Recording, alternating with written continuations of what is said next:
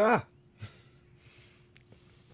Jeff jump scare. Like Jeff when I opened jump scare. games, I opened Gamescom and forgot that he was the host. I was like, whoa. Welcome to episode 38 of the Six Pack Podcast. Jazzy, Kenneth, welcome. Jazzy's back again. Tell a friend. How are we feeling on this Tuesday in August? It's pumpkin launch day. It's Gamescom day. Gamescom day, pumpkin launch day. Yeah. Shan, did you survive the unicorn thing? Well, I only had to be there for one day of it, and because it was until you run out, and they ran out of the blue drizzle at 7 p.m. on Sunday, so we only had it for 2 of the 3 days. And Saturday I opened, so it wasn't that bad. I hear it was annoying, but it wasn't like the worst. It sounds like it kind of was a flop because a lot of the people who liked the unicorn frap, liked the unicorn frap, weren't really into it anymore. That was 10 years ago when they did it. So like it doesn't seem like it had the huge welcome that perhaps they expected. And like maybe kids didn't really find it appetizing looking or whatever. We did sell a bunch and we still have people asking if we have it. And it's like, no, it was one weekend. But it wasn't nearly as bad as I think they were anticipating. I heard it wasn't great, especially as it got into the afternoon and whatnot and more people were out. But I was only there for the first half of the first day. And it seemed like it went annoying but fine. When like, I doable. showed some very entertained Portuguese when such a drink coming from a coffee place, and they were all very entertained by the fact that that drink was available. Coffee places in the United States are not what they used to be, because they're trying to appeal to people who don't like coffee so they can expand their customer base, because that's the thing about capitalism, right? You always have to grow. I is for increasing shareholder value. So like it's always about how we can make more money, not how we can sustain. Like it's always about how we can grow rapidly, not sustain it, over time. So that's what they're doing now. It's also illegal. Well, illegal. It's advertising to children, which is illegal. But they'll make colorful, fruity, fun drinks that kids clearly can and do want. And say, yeah. So it's because that's how do you grow your customer base if you've already you've already gotten everybody. You get the next generation. So what do? You come out drinks kids can have. And so like most of my customers are kids after a certain point in the day. And it's like, you should not be here, frankly.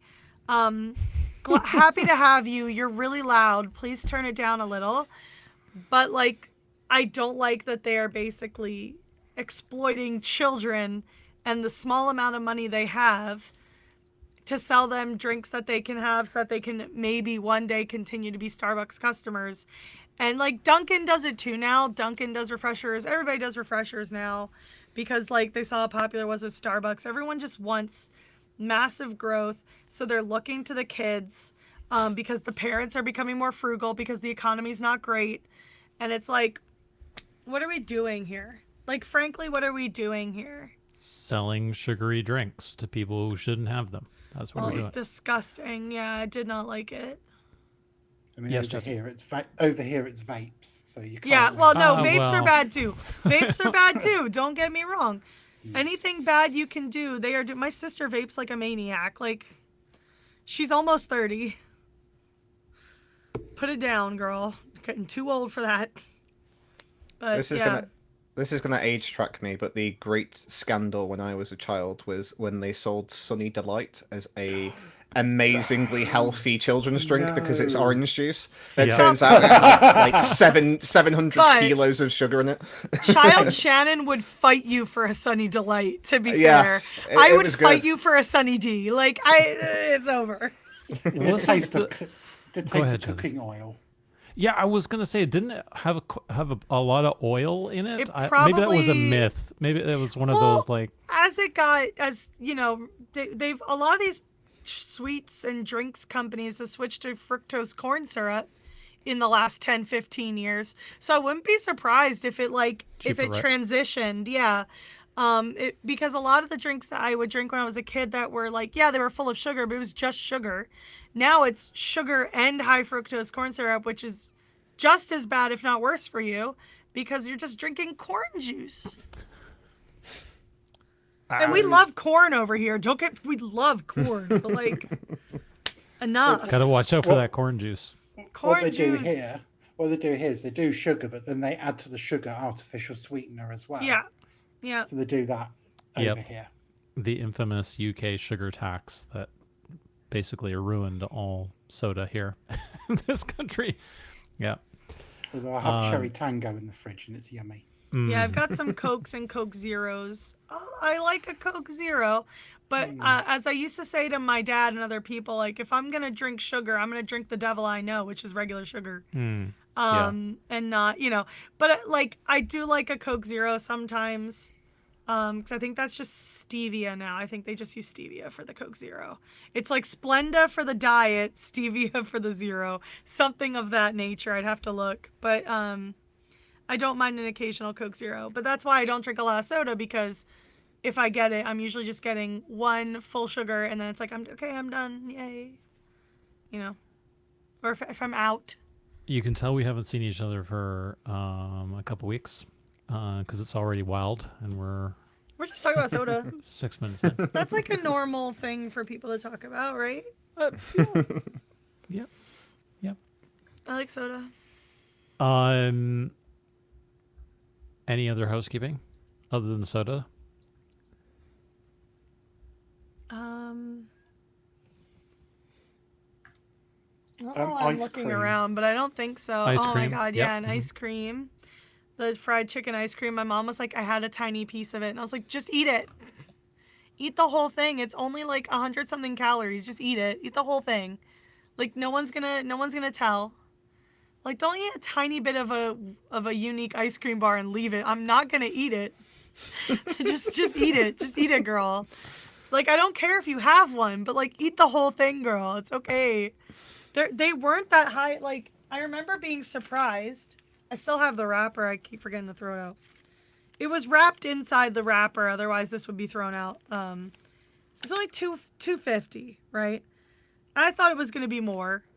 But don't eat a tiny bit of a weird shaped ice cream bar and leave it for And me. then leave because the I'm not rest? gonna eat it. That's odd. I literally told her, like, girl, just finish it. Or have a scoop of my Irish cream coffee that's still in, or Irish cream ice cream that's still in there, because I only eat a little at a time. How Because can you it's only expensive. I was gonna say. It was like $8 for like, Oh, for the like because it's 250 imported mils from or- Ireland. Yeah. So like, Yeah. I eat like enough until I'm like, that's enough, and then I put it away. I have incredible restraint though, because it's really good. It's really good. That's impressive. It's delicious, frankly. I put some on a cookie. It was so good. Hot cookie or cold cookie, though? Hot cookie, obviously. You have to with ice It cream. wasn't hot enough though. The ice cream did not melt. It's fine. lukewarm cookie. It was fine, That's the way the Excellent. cookie crumbles. Do we have anything? Well done, Shan. Thanks. Anything from episode 37 that we need to discuss? I could open. I tried to up keep on my- top of the comments. Yeah, I actually left a comment. See, the trouble I have is I kept we can like list off the like what people were, what type of ice Yeah. cream. There was quite a few, if I remember correctly. Yeah, rum Go ahead, Ken, sorry. raisin. Oh no, I was gonna say that the trouble is in the past I used to like respond to something and then make about 4 or 5 comments because I just keep responding to stuff. And somebody said you should just do one comment, so I was like, okay. And then what I do is start to like craft one comment and then forget to post it Right. by the time it gets to the end of the episode. Yep. All All right. yeah, so I can list mine if you want. Ben the Fan, Not the Star was rum and raisin. Rum raisin. Classic. Classic. Martina was lemon, which I'm really partial to lemon flavored desserts in I general. do like a sorbet, a lemon. Yeah, I was gonna sorbet, say lemon or a lemon feels water very sorbet. ice. Yep. Yeah. But lemon ice cream is good as well. Honeycomb, Kenneth. I don't know about honeycomb, dude. Honeycomb's good. You've been cancelled, Kenneth. It's caramel. It's basically ice cream with caramel and then crunchy pieces. Like, what more can you ask for? Yeah. Does it make the honeycomb really hard to crunch? No, it's actually pretty. It's actually at least the ones that I've had before. Like it's. Or does it make it more brittle so it's actually easier to crunch? Yeah, it generally makes it more brittle, so it's just easier to kind of crunch down on. Yeah, it's something I think I only had once I came to the UK in Scotland. And the Mackey's honeycomb is good, to be fair. It's really nice. I don't think I've ever had honeycomb. Yeah, I had never had it before I came to the UK. I might have had it, Shan. but I don't remember. There's a place near me that does like custom. It's like an ice cream parlor because it's like connected to a farm, and they do like custom ice cream bits, and it's like a honeycomb ice cream with like the caramel and the pieces, but then they sprinkle crunchy on top of it. Yep, which is real nice. Short track was frozen yogurt, which Froyo's good. Froyo's got a place in my heart. That's on point. I like when you go to a Froyo place and then they let you put the toppings on. Yep, we have one of those close to us here. It's quite good. That's my Costco go-to. Is a hot dog and a Froyo. Is my the big two. Now I want a hot dog from Costco because they're this big. Blend the two. Have a hot dog Froyo. They are large and cost effective. Yeah, it's so cost, and you get a soda. Mm-hmm. I feel like large and cost effective needs to be on a T-shirt. I'm sure Costco has a shirt. Is that what I need to have on my MCM T-shirt, Jazzy? But it has to be in the Costco font. It has to look like the Costco logo and say large and cost efficient. All right, I've designing got in real time cosplay ideas. I bet you can find that on the website where Alex found all these shirts. I bet. Here's Kenneth's second comment about levels of exhaustion. Yeah, my DM. Yeah, my DM runs it where if you have no hit dice and get downed, you get a level of exhaustion. And we were in one particular fight where my friend kept getting downed and we kept picking him back up by healing him, and he kept getting downed again. And by the end of the fight, he was on 5 levels of exhaustion and 6 is death. He got knocked down and then got up again. And we said, him down. Exactly. And then what he was actually shouting back to us was, please keep me down. I will die. Yes. Stop bringing me back. Yep. And Casey was salted caramel, which is, and it does make good milkshakes. That's for sure. Yeah, that's true. I will say, while I hate making cold foams at work, a salted caramel cold foam. We have our customers to figure out how to make as close you can get to a Vietnamese coffee at Starbucks. And it's like white mocha, espresso, however many shots and pumps you want. It depends on the customer. And then salted caramel cold foam. It is so good. I probably couldn't drink it that often because it's really sweet. But my God, were they on to something? That's salted caramel, such a good flavor. Blackcurrant ice cream, Jazzy. Oh, it's so What is blackcurrant? They're like little purple berries. Oh, okay. They're quite tart. In the UK, a lot of it appears in a drink called Ribena.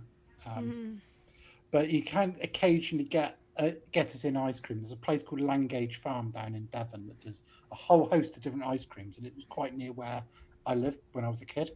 And blackcurrant ice cream just swirls a little blackcurrant. It's just because you get these, it's sweet but tart, and it just contrasts really well. And it's obviously bright purple. Apparently, bright purple's really in now because of this ube thing going on. Yeah.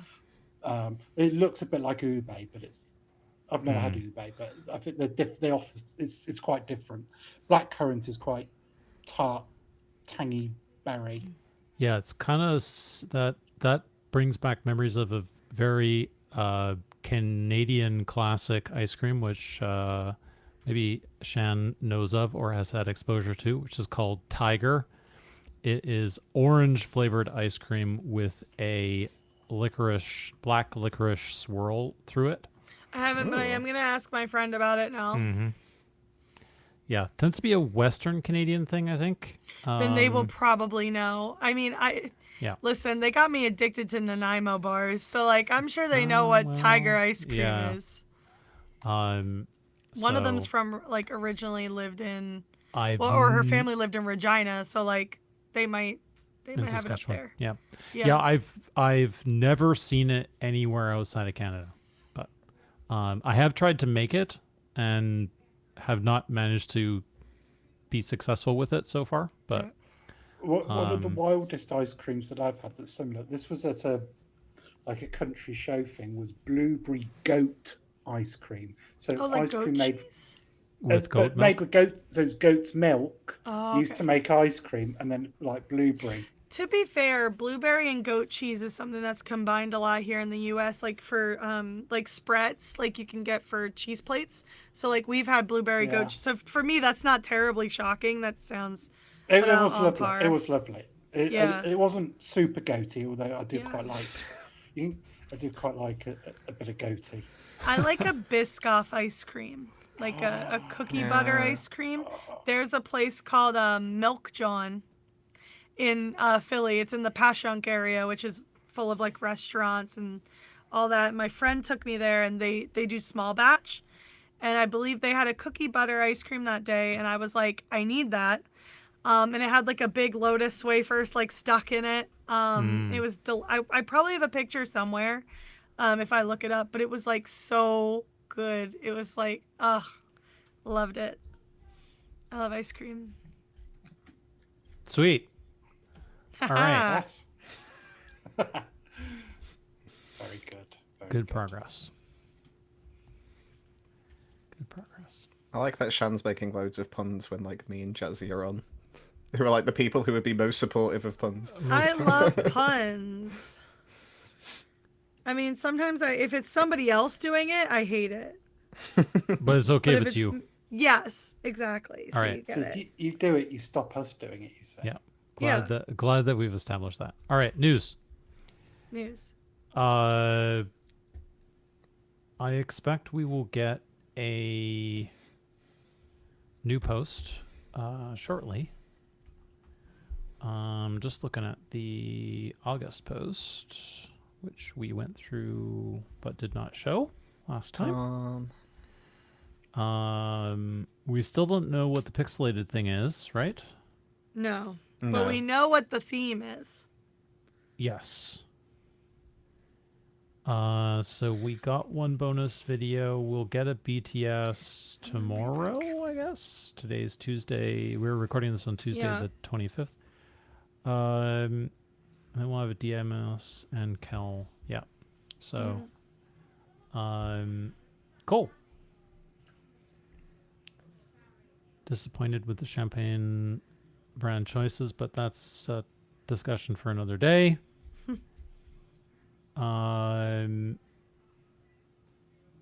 Good. Yeah. I think we've got all the content we're gonna have here for this particular month. I'm looking forward to what's gonna be in the story so far, and what they pick out. That should be fun. I'm trying to think if there's anything else cast wise. I mean, obviously we've got big stuff like MCM schedule largely confirmed. Good for y'all. Et cetera, et cetera. But otherwise, sorry, I anything just else? want you guys to know Momo just texted in the group chat. And I need to tell you this because I need you to hear what my literal thought process was. If you see my eyes go like they were like, Witcher 3 remaster. Now in my head I went, again? What? So there's breaking news from Gamescom, guys. Breaking news there from you go, Doc. Gamescom. Breaking news from Gamescom. Breaking news from Gamescom. They're remastering The Witcher 3 again. It's what, this is his third remaster, second or third? Because I think last time I got it was right after remaster, and then they remastered it again shortly after I got it. Yeah, they've done That's so They've funny done to several like re-releasey type things. I think this will be the first formal For the quote record. unquote remaster. So yeah, I mean they've released it in a variety of different ways for sure. Yes. Yeah. But yes, I'm sure we'll talk about remastering. That's so funny to me. It just made me laugh. Further. Thank you, Jazzy. Thanks, Jazzy. Anything else we need to discuss there? I don't think so. I don't think so. New website's up. Looks great. It's sick. It's sick. Love it.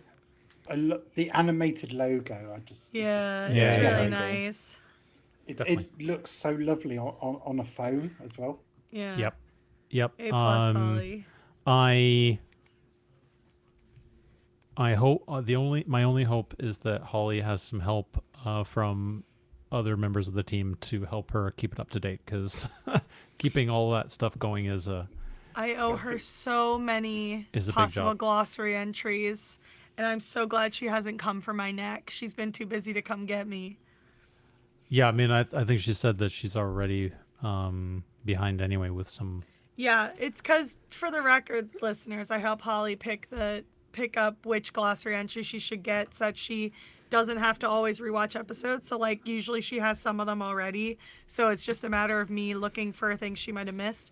And she was caught up for a while because of the big move. It's the Shan and Holly vibe check. Yeah, we call it the vibe check because we call it the fandom vibe check because Holly and them have a vibe check for Natural Six. And so we did that, but like Holly was so far ahead because of the move that she didn't need me, and I got complacent, and to be fair, I have been writing down times. I just haven't been putting them in the vibe check. So like I just have a lot of vibes to check, and I'll remember them. Vibes to communicate. Yeah. Cool. Sorry, Queen. Cast wise, lots of stuff. I think did we talk about Dawn of War 4 last time? Maybe, maybe not. Did we? It doesn't sound I familiar, think it's but both then again, I have a terrible both Alex memory. and Harry, I think, are both in Dawn of War 4. And they were painting minis and doing all sorts of stuff, which was cool. In the sort of announcement marketing goodies. Ember Bill's been banging. They've been doing all sorts of announcements. Kind of timely that a certain individual who's heavily involved in Emberville's card got pulled during a recent episode. And I'm sure we'll talk about that in more detail in the spoiler section. Looking forward to that. It sounds like press stuff will be coming out in the next couple of weeks. I will send some details to Kenneth. Maybe he'll apply. What's the worst they can say? No. Imagine Alex just straight up being like, no, to you specifically. It'd be really funny to me. I think he should do it just for the lulz. Who's that guy? Ken? Yeah, no. No. No, not him. Scratch him off the list. You can call the other people, but no. So, there's pre-release builds and all sorts of stuff coming, which is cool for our content creators, etc. And we love a good Kenneth stream here. Woof woof. I heard her 3 floors up somehow, and I was like, oh no. She was sleeping up in Mom's room, I assume. Cool. And yeah, there's tons of breaking news from Gamescom coming to you live, or pre-recorded as the case may be. I missed the first 45 minutes, so a lot of it's going to be breaking news, even though it's not breaking news. There is one breaking news, though, that I feel like... Go on, we Shan. lost Dolly. Yes. We did. Pour one out for one of the real ones. Literally the greatest. Literally one of the most generous souls that has come out of this nation. Literally one of the benefactors of the Moderna vaccine. So every time I got a shot, I thanked Dolly Parton because I was a Moderna girl. So you had to stick with Moderna for a minute just to be safe because they weren't sure if there was going to be issues if you got more than one brand. But yeah, pour one out for Dolly. Literally the greatest to do it. 9 to 5. You know, Jolene. God, I'm gonna miss her. Have any of you guys seen her live? No, and now I never will. I've seen the stage show. I wanted to go to Dollywood so bad. I hear they got amazing food. And then every year she gave out books to all the kids in Tennessee. Like, yep. Literally the realest ever. I've seen her live once. Oh my God. Cut him out of the call. Get him out of here. Yep. I have one of my jewelry pouches that I travel with. I bought when I was in Nashville for the bridal shower thing. And it says, be like Dolly or be a Dolly. And it's like bedazzled and like, because Dolly she's literally like, you know, people try to bimbify her, obviously, because of her looks. But she literally is one of the most generous celebrities and millionaires we had. Like, she actually was civic minded. And she, you know, did a lot of good work and did a lot of charity. And, like, she did vaccine outreach, obviously, when we all found out she was one of the anonymous benefactors of Moderna, because she told us as soon as it launched to try and encourage people to go get it. And, you know, it's a shame that we lost her instead of some other people. But the world is cruel and unfair. We have to lose the good ones and never the bad. Yes. Yep. Yes. Indeed. Yeah. Pour one out. Pour one out. Pour one out. For cool. Dolly. Any other cast news? Sorry that she's not cast, but she is like, you know, Dolly DeWinter, Dolly Parton. They're both bards, you know. It's I miss her already. No relation whatsoever, I'm sure. No. But yeah, they only just did The Witcher. So obviously no news for The Witcher because we're here. Except for remaster, and I don't know if Ben's been cast in anything because we didn't watch it. He might be in the Witcher 3 remaster. He might be in the Witcher 3 remaster. Imagine if he plays Geralt in the Witcher 3 remaster. Oh my God, they've I know we told you that DrKagon was coming back, but actually it's Ben Starr. It's actually Ben Starr. Supported That's by so bad. Supported by Alex Jordan for the sex noises. Yeah. I mean, like, when we do this again in 2 weeks, we'll have the breaking news and it will no longer be breaking, but it will be news. It will be.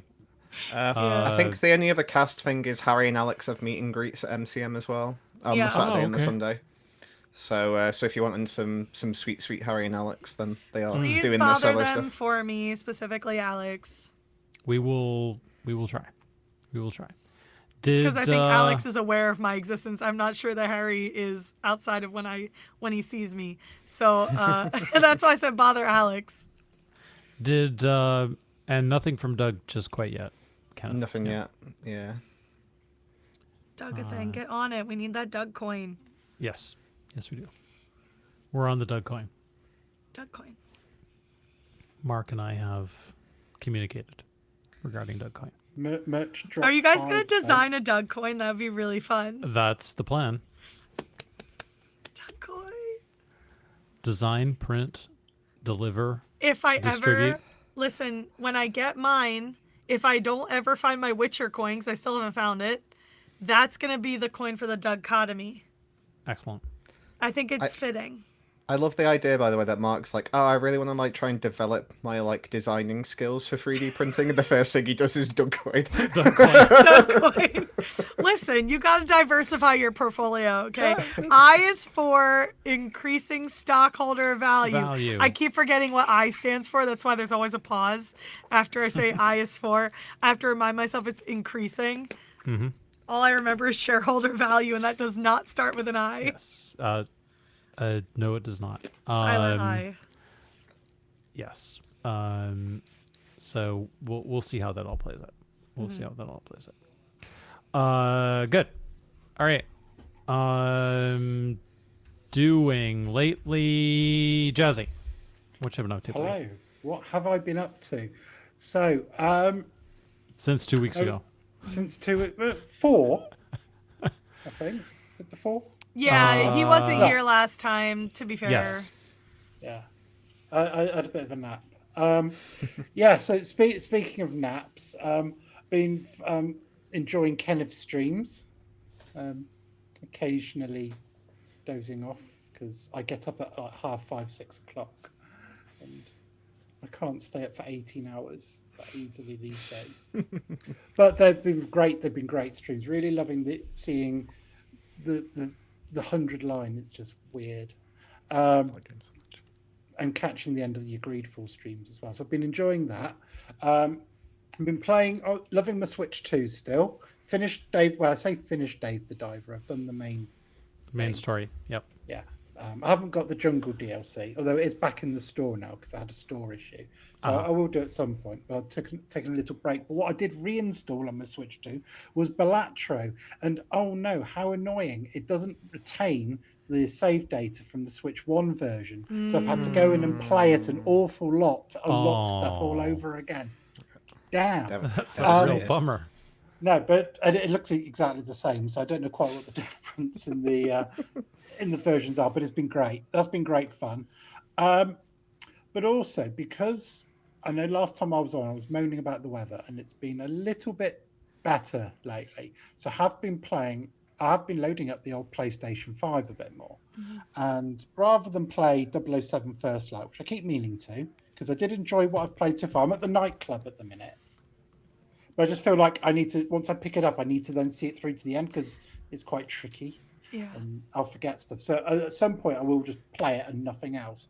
Unfortunately, silly little me, gone and bought The Witcher 3, having put 200 hours into the PC version a decade ago, including the DLC. I thought, I'll because it was on offer. So I got the Royal Edition thing. So I got everything. Yeah. So I'm quite interested to hear if this remaster is going to apply to base PS5 or is it just going to be a PC thing? It did last time. It was a free upgrade for everybody who already owned it. So I'm assuming it's going to be something similar. It probably will be. Probably they've done the new expansion to a certain production standard, and this will bring the old stuff up to the same. I mean, but I'll be honest, Witcher 3 is still gorgeous. It looks gorgeous. It's good, and I tend to play on performance rather than quality because I get motion sick, and I think I think that, but even at that, it's just beautiful, absolutely beautiful. I'm in Velen. I'm just a moat away from the bloody Baron, and I love this game so much. I forgot how much it became my personality 11 years ago. Loving Gwent. Again, easily the best card game in any video game ever, Kenneth. Triple Triad does exist. So does Queen's Blood, but you don't hear me putting down Gwent. Actually, Queen's Blood's great. Queen Blood's great. Although I never finished it, and I keep failing the final one. But I've still got Rebirth still loaded. I can do that one day. Probably when Revelation, before I get Revelation. But yeah, so Witcher 3 has been amazing. Loving that. The other thing as well that I've missed because of the hot weather is I've been doing some cooking again because I love cooking, and it's just when it's really hot, not as good. soon as I put the oven on or anything, it's terrible. And I forgot just how much I love. It sounds weird, but the smell of it, like when a little bit of garlic hits that little bit of hot oil, and you just, I forgot how sensorily satisfying it is, and so I did a really lovely sort of shrimpy prawny stir fry noodle thing a couple of days ago. I keep watching little short videos of Chinese restaurants doing Chinese takeaway dishes, and wanting a massive gas jet powered wok, which in a 1-bed 6th-floor flat is might be tight. Yeah, but it's just so I've really been enjoying doing that, and I also got, it's not just me that's been cooking as well. A close friend, we always do birthday cakes for each other, and with the hot weather, funnily enough, wasn't in the mood for baking, so I finally got my belated birthday cake from him this week, and it's the most weird thing ever. But it's right. Get this: coffee, fine, Nope. Pomegranate, rose, cardamom, and garlic. what have I said? Ooh, no, that'd be weird. No, yeah, coffee. That would rose, be weird.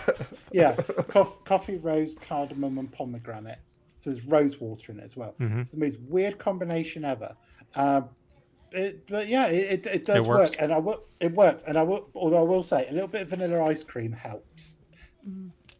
Combine all of that, and suddenly you just get it Brings kind of out the flavor. And wait, yeah, it's really wild. But I just love that someone so creatively, he's a very good baker, he's a good cook as well, and he just this weird flavor combination. I just did him like a Earl Grey fruit cake thing, which was lovely. Although last year I did raspberry and rosé wine cake, so I can mix it up too. Oh yeah, that was good. Rosé wine syrup, that smells amazing.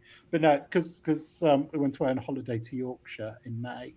I wanted to do something that reflected that. So usually there's a theme each time. It's just great fun to try and come up with the idea, bake it, and whatever. So I do one earlier in the year, and then I get one in summer. Return. So the good thing as well is I've realised that cake freezes incredibly well. You put it in the freezer, and then you take it out. When it defrosts, it's not lost its moisture as much as if you leave it in the fridge. Same works for bread, by the way. Top tip: freeze your bread. So that happened, and then the most exciting thing, and I'm very excited. I'm not going to pretend I'm calm about this. I appear to finally be getting to play some D&D. Ooh. Courtesy of you won't. This will be a surprise because it's not someone that's very experienced at it, but from the Discord and the watch party, Will. Oh. He's played a bit of D&D, but he's always been interested in doing some DMing. So he posted in the Discord to say, I want to have a go at DMing. Does anyone want to kind of play some D&D so I can get going? And then loads of us, well, I say loads, about 4 of us said, well, we've not really played much D&D. We really want to. Let's mess it up together kind of thing. Yeah. And that's it's very kind fair. of actually happening. Noodles take our lovely spoiler chat pals Noodle is coming along as an experienced player, so that's really good. We've already had chats. I've already done a character creation in D&D Beyond, which has drove a lot of people mad because D&D Beyond doesn't have many options if you don't own the digital books. Yeah, unfortunately. So some people are going off and doing paper character sheets. Yep. So I've created a character, and I've actually I was so excited. I loaded up Baldur's Gate 3 and did a character create, took a little thing of it, and I posted a snip of it in our secret spy chat thing. So if Doc might do some magic and put it in here for you. But if not, it's in the Discord. It'll be in the Discord. But I've created a character. I've created an orc druid. I think I can do some magic. Just to clarify, in case any governments are watching, it is definitely not a spy chat. It's not a spy chat. Where am I going, Jazzy? Make me Right, age so, verify and I'll kill you. Oh yeah, we've kind of chatted a lot about. If you go up, I posted it at. If you check in media, it would be easier probably. Oh yeah, Yeah. I posted it just before 5 o'clock in the. Is it in our secret chat? Yes. Yeah, It's in the big Ah, old group yes, chat. your orc. Yeah, my orc with sort of 70s glam rock hair. Yep. Which Got is it, great. got it, I got just it. love that. Yeah, so his name is Aaron Mossward. Ooh. Slightly. So the fun thing about the name Aaron is Welsh. It's believed to derive either from the word battle or berry, but also when I googled that name, Aaron, Aeron, there's a website. Look at that sexy devil there. I know, isn't he great? Very excited. Will was very excited when I was talking about him because I didn't go away and do all these I didn't do like a you can if have like post-it notes and charts and everything. I kind of just riffed it and vibed it, and it just kind of developed from there. I was quite excited for it. You can tell I'm excited about this. I'm so sorry, but it's just this great opportunity and this character. I'm super happy for you, Jazzy. But this. I hope you have a great time. But this Aaron character, when I googled the name, there's a website that's called. There was a website result, and it described itself as being for all women. and I just thought, okay, I'm man. gonna have to work that into the story somehow. But yeah, for all women, great. Yeah, so I've created an orc druid. I was going to get up to all sorts of mischief. Very soon. I'm also glad that it's you playing the character that's for all the women, Jazzy. Yeah. Yes. I'm doing the hand thing. Sweet. Anything else, Jazzy? You been up to anything else? When do you think that you will first play? When do you think it'll be your first session? It's probably. Let me bring up the old calendar. It's a week on Saturday. Okay, so before the next podcast episode, then fingers crossed. Yeah. Well, we look forward to hearing. We look forward to hearing about it. I'll try and be calm from here on out. Excellent. Shannon. Well, let's see. So I went to New York City last weekend. Again. Last week. Yeah, I mean, I go there a lot. It's the closest major metropolis other than Philly, which is much better, but less happens here. But I went up because a friend from Kentucky that some of you may know, Liddy, was visiting and has friends up there and was going to Anime NYC. And my friend, who is an artist, was tabling at Anime NYC, so I was going up to see both of them. But I did Medieval Times for the first time. Surprisingly great time. Not that I didn't think I was going to have a good time, but I had a better time. Surprised that you had a good time? I had a better time than I thought I was going to have. I had a heck of a time. We got assigned to the black and white night, because you get assigned a night. And I got tossed a flower. Yes. Is that the restaurant? Yeah, it's like, it's a restaurant and there's a joust. Yeah. Yeah, cool. I have pictures and stuff if anyone ever wants to see, and videos of our night jousting. It just might be loud because we were all yelling for our night. But yeah, it was super fun.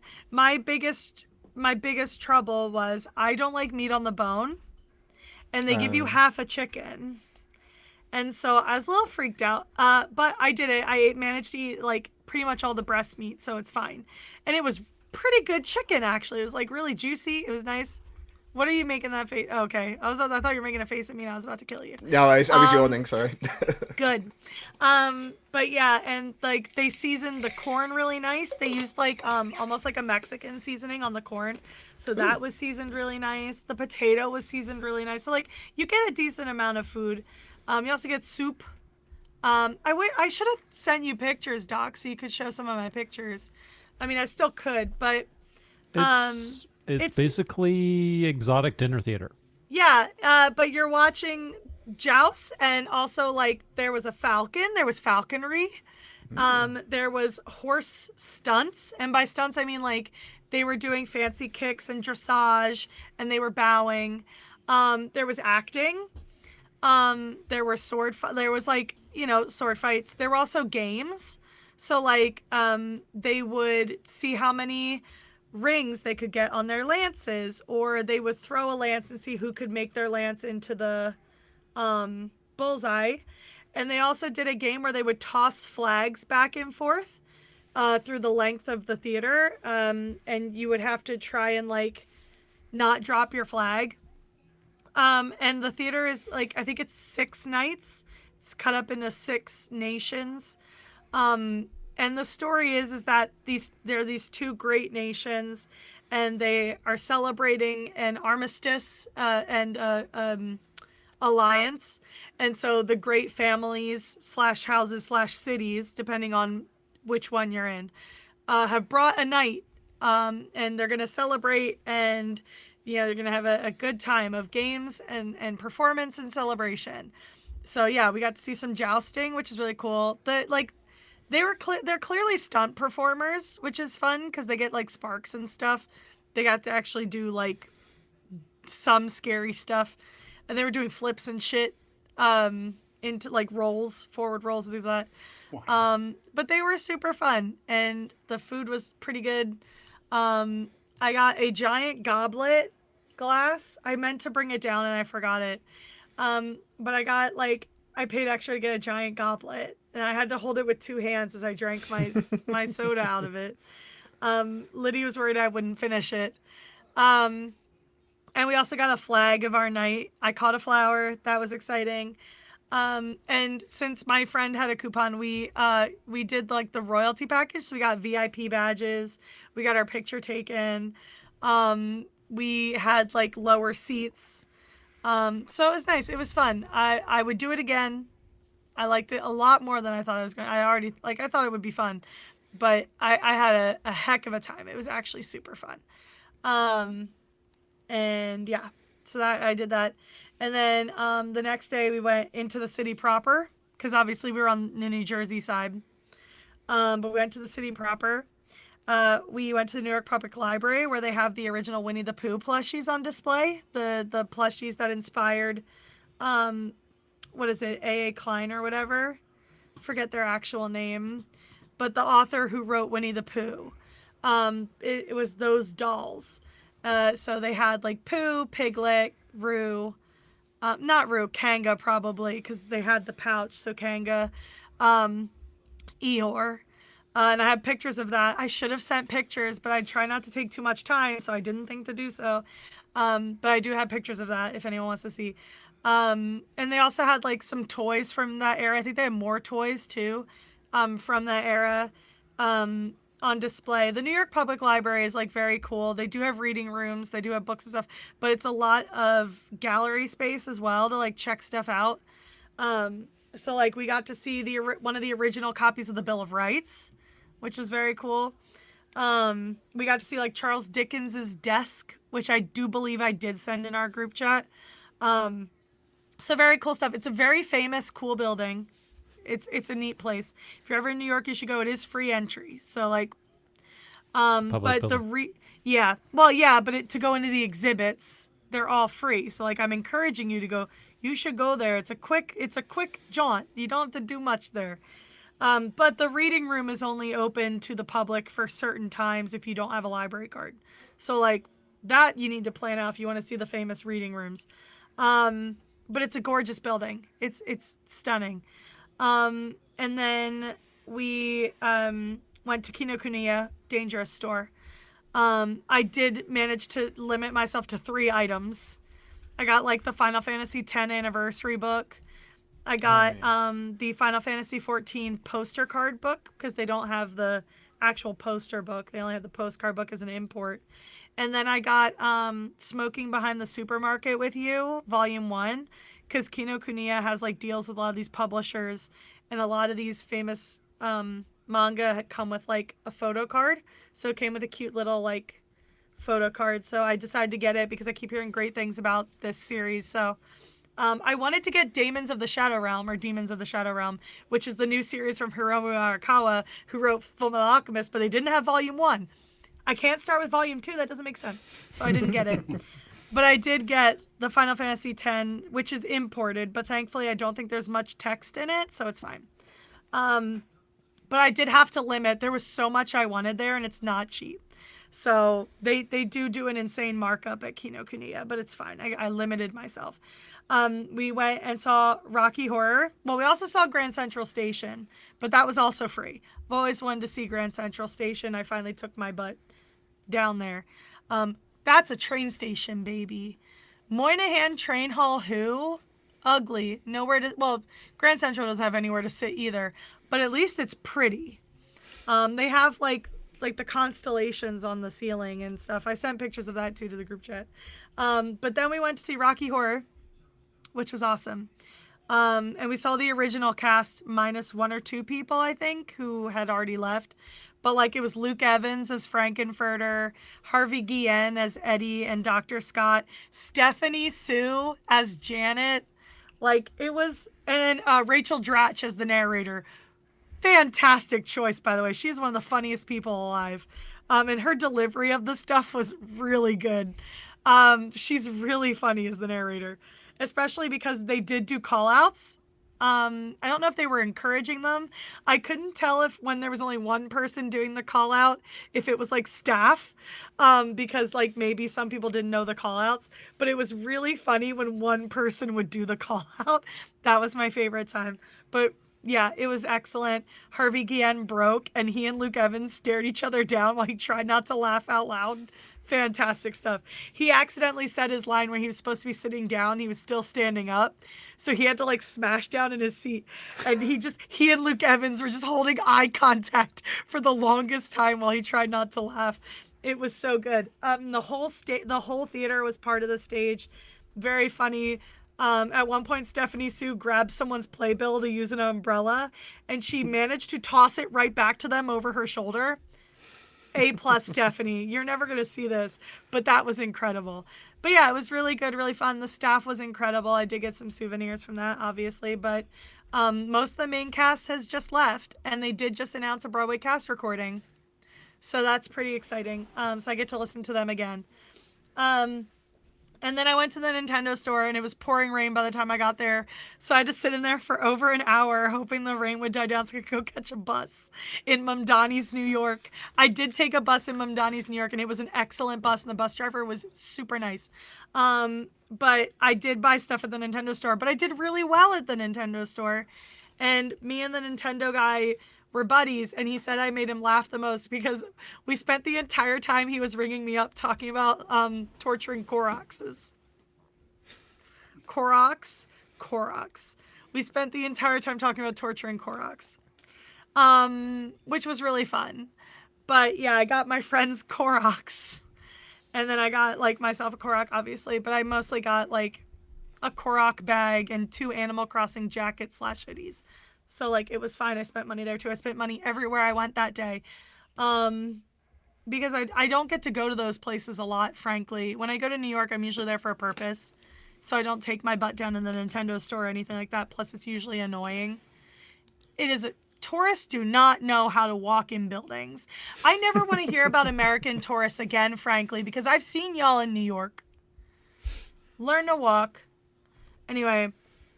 We're rude. That's just the amount of people who walked right at me or like walked where I was standing expecting me to move. I'm like, where do you think you are? Anyway, yeah, but we're rude. Right, got it. Cool. Anyway, right from Nintendo I got a Switch 2. Everyone influenced me and I got it.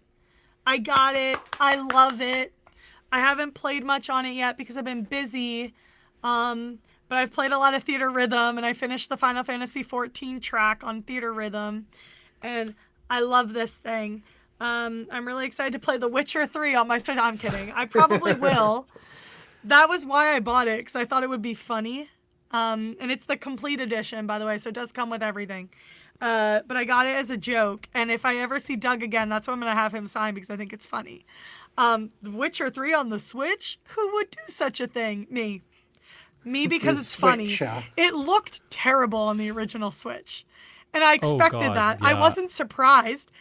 I haven't tried it on About the like Switch 7 2 yet. FPS. Yeah, the whole background was blurry. I only did like White Orchard. So I only did up to the Griffin. Yeah, exactly. So I'm going to start it again on my Switch 2 and see how it looks, and I'll keep everybody posted. It is the most technologically advanced game I own for that console. Everything else is like made for the Switch. That was not. So we'll see. Public service announcement, Shan. Have you put a screen protector on your Switch? Oh, yes, I have. Good girl. I forgot to get one. So literally I went home that night and I ordered one, and I had to order a, I didn't realize they changed the SIM cards or the SD cards. Yes. They want faster ones. So I ordered both as soon as I got home from Target because I didn't realize I needed it. Yeah, but I got it, yeah. They scratch like a Oh, yeah. mother fluffer. Yeah. I have a screen protector on my phone. I have a screen protector on my original Switch. I'm a huge screen protector girl. I love screen protectors. Screen protector on my iPad that somehow cracked almost as soon as I put it on. So I always jump scare myself into thinking that I cracked my iPad. No, girl, it's the screen protector. Your iPad's fine. That's the point. I just keep forgetting to change it because I can't remember where I put my extra screen protector. It's been cracked for 3 years. But yeah, so I'm a big screen protector person. PSA, always get a screen protector for all of your electronics. Like, I have never fully cracked a phone screen. I've chipped corners. I've never cracked a screen on anything. So always screen protector. It really will save your life. I drop my phone all the time. It has never cracked. But yeah, so got the Switch 2, which is very exciting because I was probably going to get Belmont's Curse for my Switch 2, and they just announced the cast of the game, and they are bringing back the Netflix voice actors for Sypha and Dracula.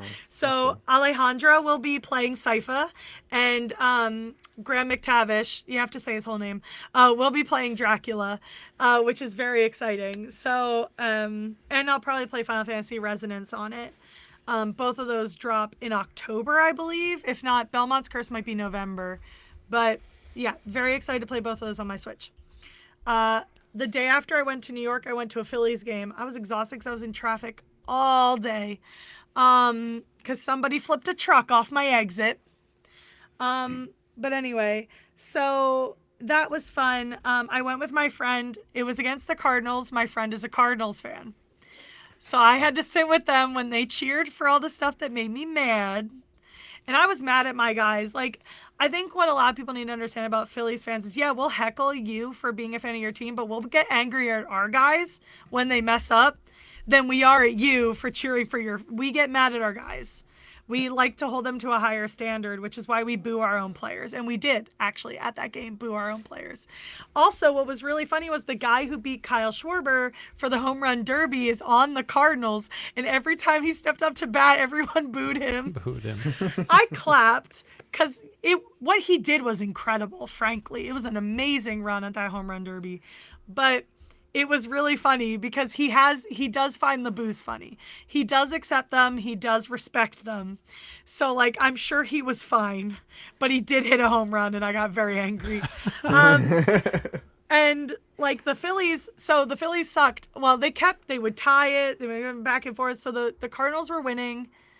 And in the 9th inning, Alec Boehm hit a 3-run triple and secured the win for the game at the literal end of the game, like a walk-off, like a triple. So 2 men scored. The other night, I missed the game because I was at work or something like that. And I was so mad because all I wanted was a home run from Kyle Schwarber because when we went, it was Kyle Schwarber bobblehead night. Okay? That's my favorite player right now. My favorite current Philly. Not a home run. Not a single one. Let me tell you, they played the Cardinals, I think it was last night or the night before. They were losing the entire game. Down the entire game. They get to the 9th inning. They score 6 runs to win. I get so mad at this team. And Kyle Schwarber hit a walk-off home run. He hit home runs the day after we went to. I go to see my favorite player hit home runs, and he didn't hit a single one while I was there. He didn't hit anything while I was there. Anyway, but yeah, the Phillies have been reborn in the corn, as we like to say. They've been undefeated since the Field of Dreams game. So we like to say they were reborn in the corn. So people started bringing corn to the Phillies games as like good luck charge. Like not cooked corn, to be fair, like in the husk. Oh, right. So they bring like the whole corn. And we keep like saying they're reborn in the corn. And I think even like some of the major networks started picking up that we're saying that. But they've been undefeated since that game, which was great, by the way. They killed in that game, which was awesome. So yeah, go Phillies, I guess. Small problem with the fact they lost last night, but yeah, they did. I think they wait, was it last night that they lost, or was it the night before? I don't. Yeah, the last game they lost. I don't know if it was last night or the night before. They be reborn in the corn. No, because I know they saved that game against. It wouldn't have been the night before, I think, because that's the one they saved. Yeah, they must have just lost because they're playing Seattle now. Because they did not lose to the Cardinals. They won every single game against the Cardinals. So it wasn't the night before. It would have been last night. Or whenever their last game was. Whatever the last game was, yeah. Yeah. Because Cardinals was before the Mariners. But yeah, so go Phillies, I guess. Bless you. Bless you. Hoping for a good postseason because this team is upsetting me. But also, haha, F the Dodgers. Because this is the funniest thing that's ever happened to me. And Doc, if you know, you know. I'm not going to explain it right now. It's too much to explain. But the Dodgers are going to die before they break baseball, and I find that so funny. Anyway, I've been playing Final Fantasy 14. I don't know what else to say about that. You've heard enough. The party boat ends tonight. So I might go check it out one last time. The summer party boat. I got my Moogle float. You guys had a get together, didn't you? Oh yeah, the Natural was Six. It was last. I think it was between. Yeah, it was like the first weekend of the party boat event. We did. I surprised them with my Thancred alt that I made. I was like, oh yeah, I'll show up with my alt, but I didn't tell them who it was. And so I was in the call with Shaz, and I was like, yeah, they were watching me play until people showed up. So I was like, oh yeah, I'll meet you at the party. I'll be there soon. And I showed up as Thancred and started playing music because I leveled up his bard so he could play music. And Feldspar came in and was like, is that Thancred? And then like 2 seconds later, Shan, is that you? I was just like, and Jonas showed up, new member of Team Natural Six. So we had a good time playing 14 together. I think he just resubbed. So like he was like, I'll probably play more if you guys are doing these meetups. So we had a really good time. We only hung out for a couple hours, but it was just like 5 of us max. And we're always goofing off in there. But yeah, if you ever want to goof off, check out the Final Fantasy 14 thread under video games in the Discord server. We plan a lot of meetups. Not a ton of people responded, so like Shaz didn't really share it like she would normally share it around the server, but there wasn't a lot of response, so we just had it. But yeah, if you play 14, join that thread, hang out with us, and then maybe you can come to our next meetup, which is probably going to be around Halloween. I think we usually have one around Halloween. And even if you're low level, I've only finished the main game. I haven't touched any of the DLCs, but I still show up every now and again. And we'll help you. Like, if there's anything a Final Fantasy 14 fan loves to do, it's help a sprout, unless they're a jerk. There are some jerks, but most of us are nice, like, I promise. I've been helped by so many strangers, it's unreal. So, yeah. Ted Lasso's back. I watched last week's episode last night. It was really fun. It felt like old Ted Lasso. Very silly. Love a Ted Lasso. I was really excited because my favorite side character came back. Shannon, she's back. I literally said, like, they gotta bring Shannon back if they're having a women's team. And my friend was like, they gotta.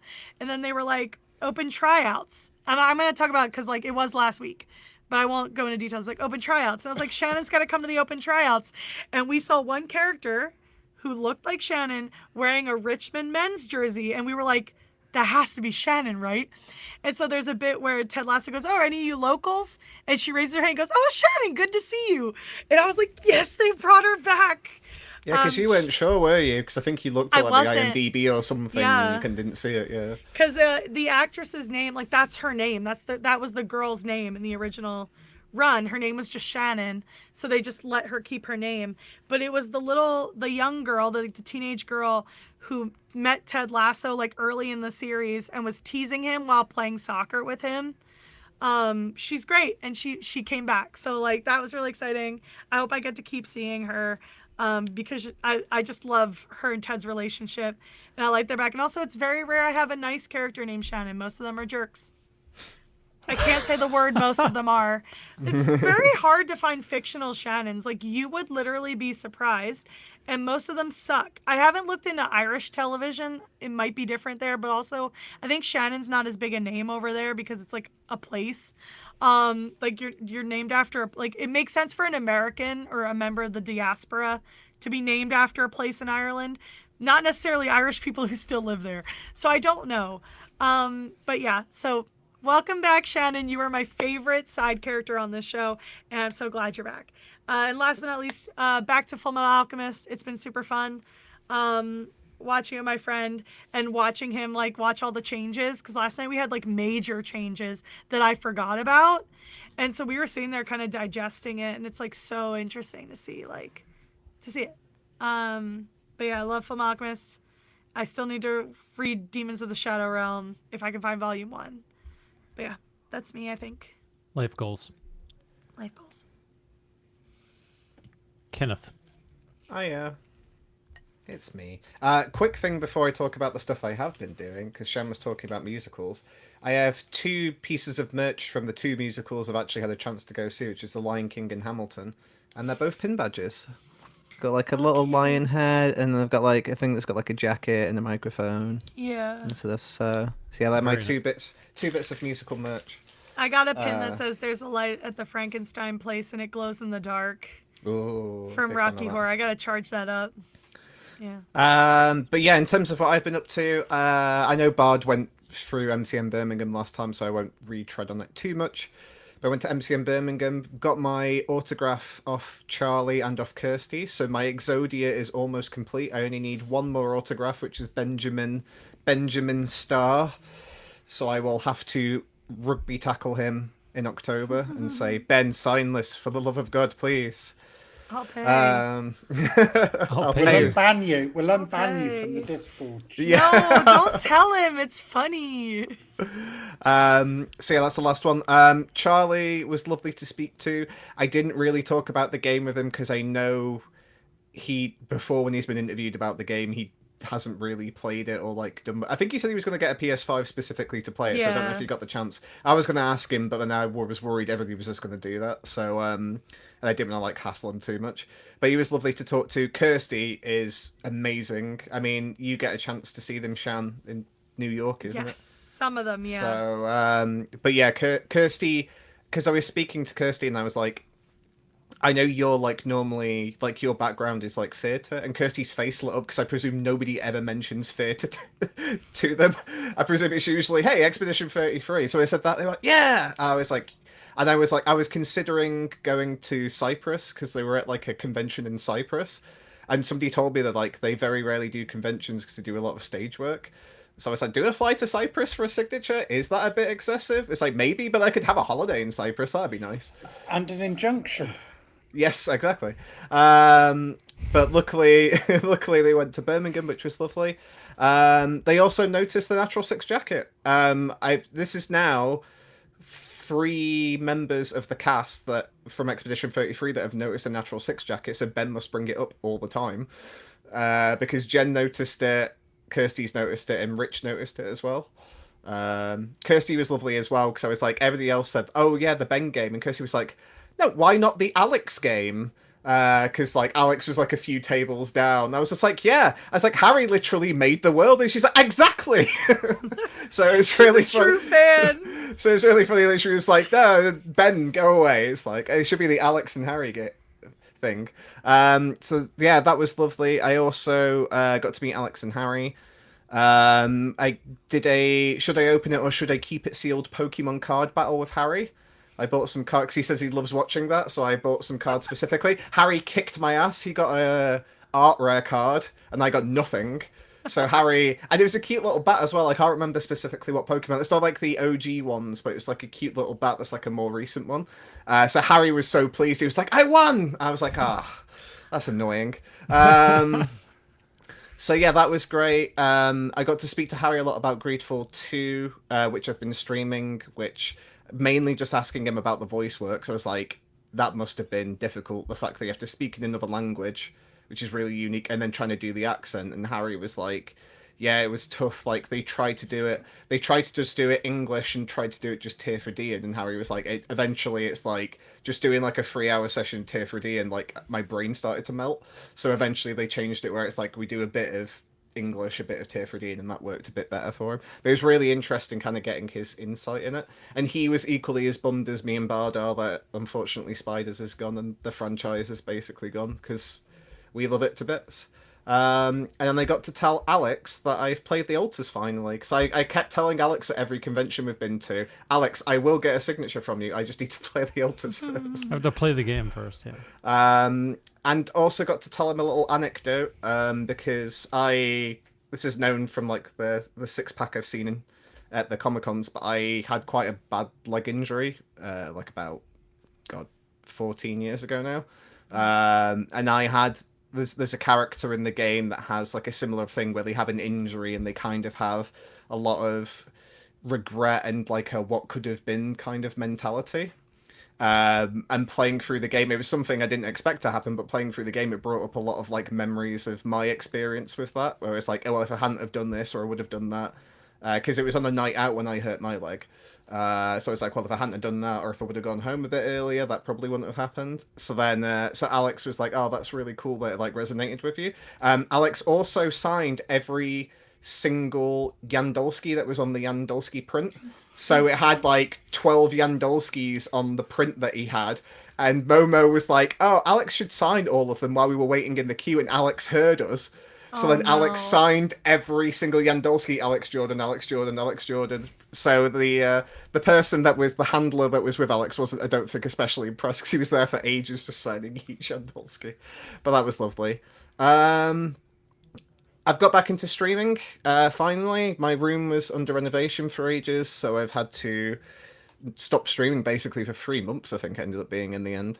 But I'm finally back into it. We are still playing the 100 line. A cute little thing I got from Birmingham as I got a little Kiyoshika standee, officially the 2 arms trifle lady. Mm-hmm. So I've got Jazzy's favorite. I was trying to get the Goth Baddie standee because it's a blind box, but unfortunately I got Kiyoshi. To be fair, I was said to Jazzy, like, of all the ones I could have got, I feel like getting the one which is the most memed character out of everybody in the game, I feel like was a good win, at least. Yeah. I've started streaming again. Greedfall's going really well. I'm not sure how far into the game I am. I feel like I'm maybe a third in, judging off, like, the kind of main quest stuff I've done. 100 line, we're currently locked into a dating sim. I can't go into any more detail than that, because even if I tried to explain it, you'd still be like, what are you talking about? But the gist of it is, I tried to kiss the goth baddie, and she pushed me off a roof, and then we both died. And then, now we're in a dating sim, so it's fine, don't worry about it. I like how Doc's like, what, this game is weird. It really is. It's exceptionally weird, yes. But in the best way. So I've been doing that. There's a new Man City women's season coming up. It's starting next, so not this Sunday coming up, the Sunday after, which is the 6th of September. Very excited about that. I have a season ticket for City Women. I got to support the women. Originally started off as support the women. Originally started off as I don't want to spend £2,000 on the men's season ticket when I work weekends and I'm not sure when I'd ever get time off. So I was like, well, the women's season ticket's like £100, which is like the steal of the century in my opinion. That's women's sports for you. I know, it's a sad indictment. You would like Ted Lasso season 4. I know, I'm really excited about it, yeah. I would say it's one of the best, if you enjoy football and you don't you're not going there for other things related to football, like the chanting and the atmosphere and the people you know and whatever else, then it's the best value, I think. Yeah, 100%. For the quality of the game you're getting versus what money you're paying. And if you like a cheeky cocktail or a beer, you can drink in the stands now for the women's game because they have different rules to the men. So you can drink. I'll grab one extra fingers.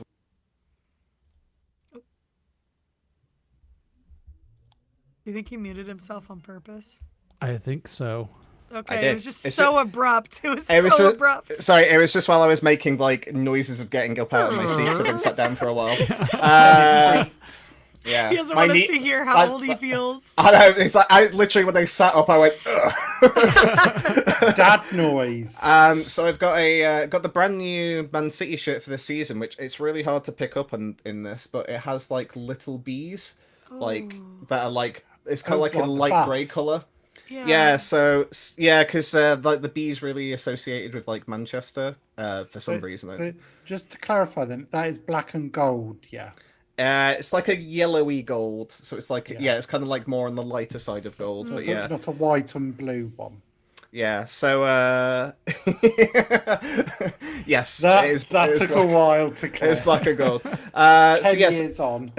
So it's got a load of little bees that you can't really see because of the light, but then they were also doing a special print. So this bee has significance because when the Manchester Arena attack happened in 2016, 2017, at the Ariana Grande concert, both Manchester teams came together and did a special bee printing on their shirts at the time to basically raise money for like the people affected by it. And because this is like they've done like a bee shirt this year, they decided to bring back the print, and I believe proceeds do go to the charity again as well. So I've got like an extra little bee on my bee shirt. Also repping Yui Hasegawa because she's awesome. Like I'm sure Momo would have different feelings because Japan and Australia have like a heated rivalry in the Asia Cup. But yeah, so I'll pop this over here for now. So he reminded me I was planning on wearing my new Union kit and I completely forgot because so it's nice. cold. Yeah, I'll wear it next time. But like in brief, they wanted to do a '90s inspired kit to celebrate like the sport culture from the 90s that became what we have today. And so it says Philly with the skyline, but it's specifically the skyline of my childhood. It's the 90s skyline. It's like I can pick out all the buildings. And then it's got the collar. I got the replica version, so it's not as like detailed, but it's got on the collar, it has a row of color from each of the four major league teams. So there's green for the Eagles, orange for the Flyers, blue for the Sixers, and red for the Phillies. And it's really nice. It was a cute little like call out for like Philly sports and all that. It's really cute. I'll wear it next time because I'm still debating whether I should have gotten a smaller one. I still think the 2X is perfect. But what's funniest is that to fit the Philly skyline here, they put the sponsor on the back. So Bimbo is on the back, down low, like a tramp stamp. So I'll show you guys next time, but it's quite nice. I actually was really happy with it when I tried it on. It just feels too big, but I finally get to see them next month. So, well, October, but you know.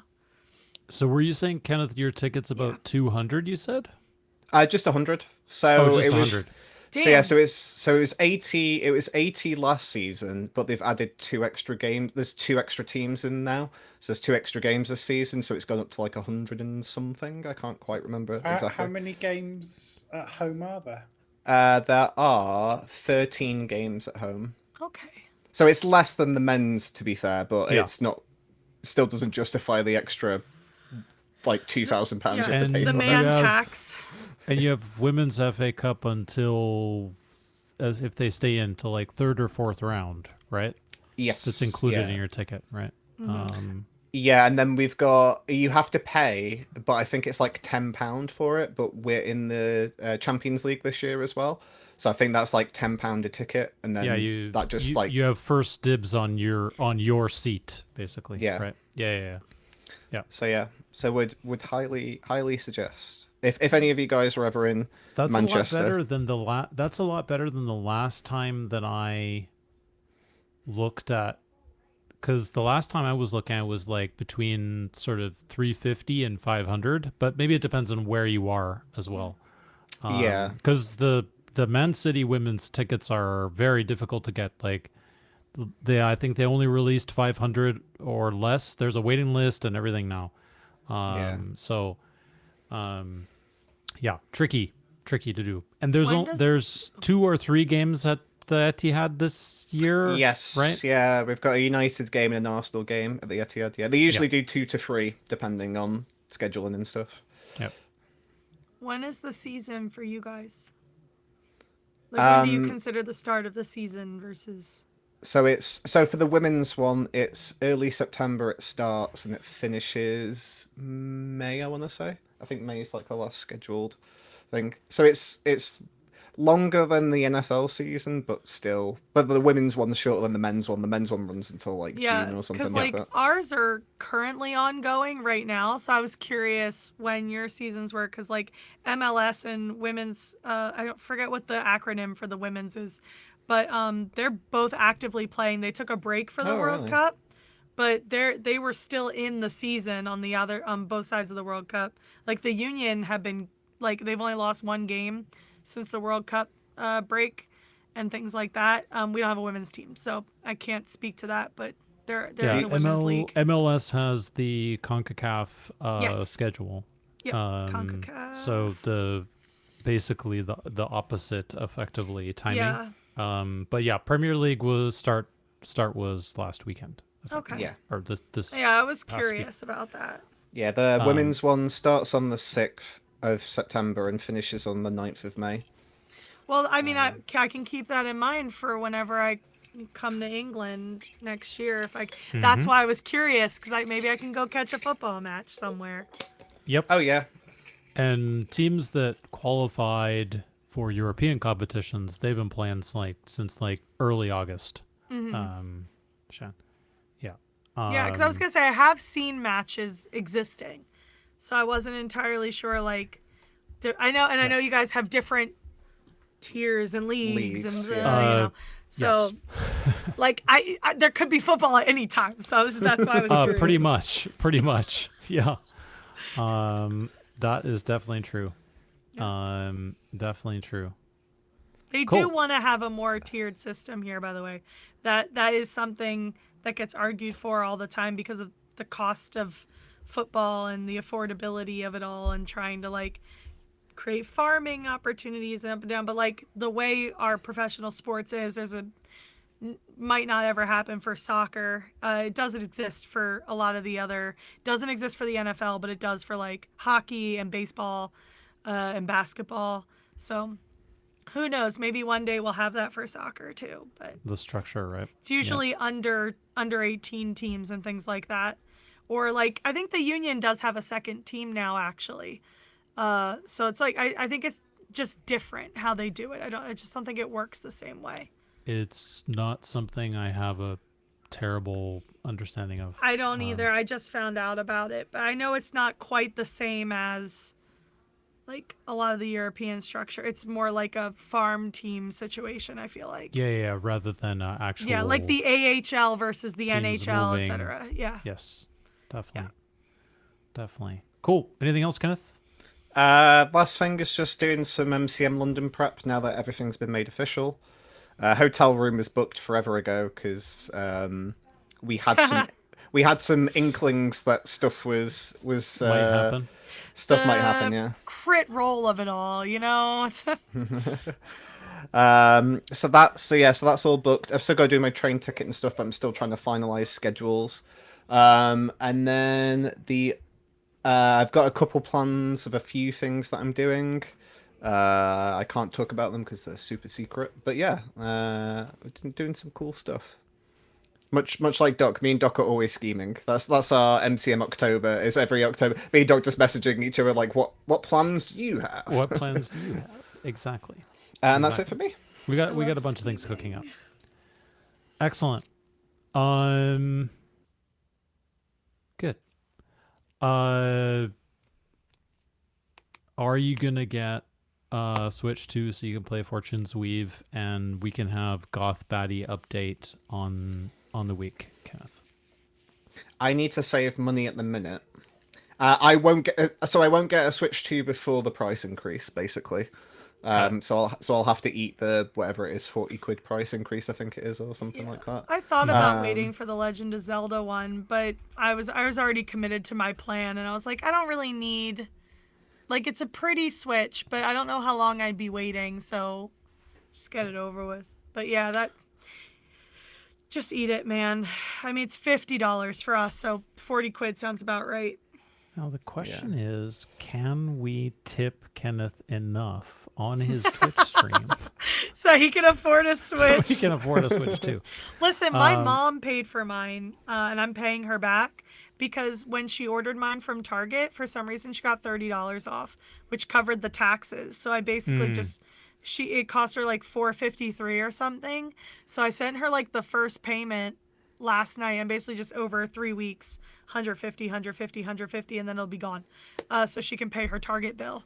But yeah, I paid for my case and everything, so it's like I got lucky though. Not everyone's gonna have a mother who generously goes, do you want me to order it for you and you could just pay me back. I got very lucky. We love a bank of mom. Yeah, at the you best know, it was times, very so. nice of her because I was totally willing to just go buy it myself. And she was like, well, I have a Target card. I'll just order it for you and you can go pick it up. And then we just went to Target and bought a ton of stuff. Yeah, but I am trying to be sensible because I know London's going to cost a bit because I haven't paid for like the room and stuff yet. I think it's like the week before or something you pay for it. And I know like I'm not gonna like there's not Six merch, so I'm gonna spend a ton of money on that and then autographs and then other stuff. So I know it's not just like the accommodation and the tickets for the stuff, it's like the infinite amounts of money I spend while I'm there as well. And I am planning to try and go to Florence next year as well. I haven't been on a proper holiday for ages. And Alex keeps talking about Florence and it's making me jealous. Don't climb anything. I know. Well, I was saying to Jazzy because like the Duomo. Please do not. But what if there's like a do not climb the Duomo full of straw that you there can jump won't into? Be. There will Just not aim. be. Listen, Kenneth has already had one mortal injury in his life. He doesn't need any mortal injuries. All he's gonna do is land on another tourist is what's gonna happen. Like there's not gonna be straw. It's gonna be crowded with tourists, and he's gonna hit someone else who thought it would be fun to go to Firenze, and he's gonna fall. That's who he's gonna land on. Yeah. Do not climb the Duomo. Do not desync. Do not desync. Do not desync. Yeah. I do love that game. Maybe I should replay it. But yeah, I am definitely going to go to... I was saying to Jazzy, because I might be butchering the pronunciation, but Monterione is there, which is the walled city, which is your home base in Assassin's Creed 2. It's actually a place that exists. It's not as big as it is in the game.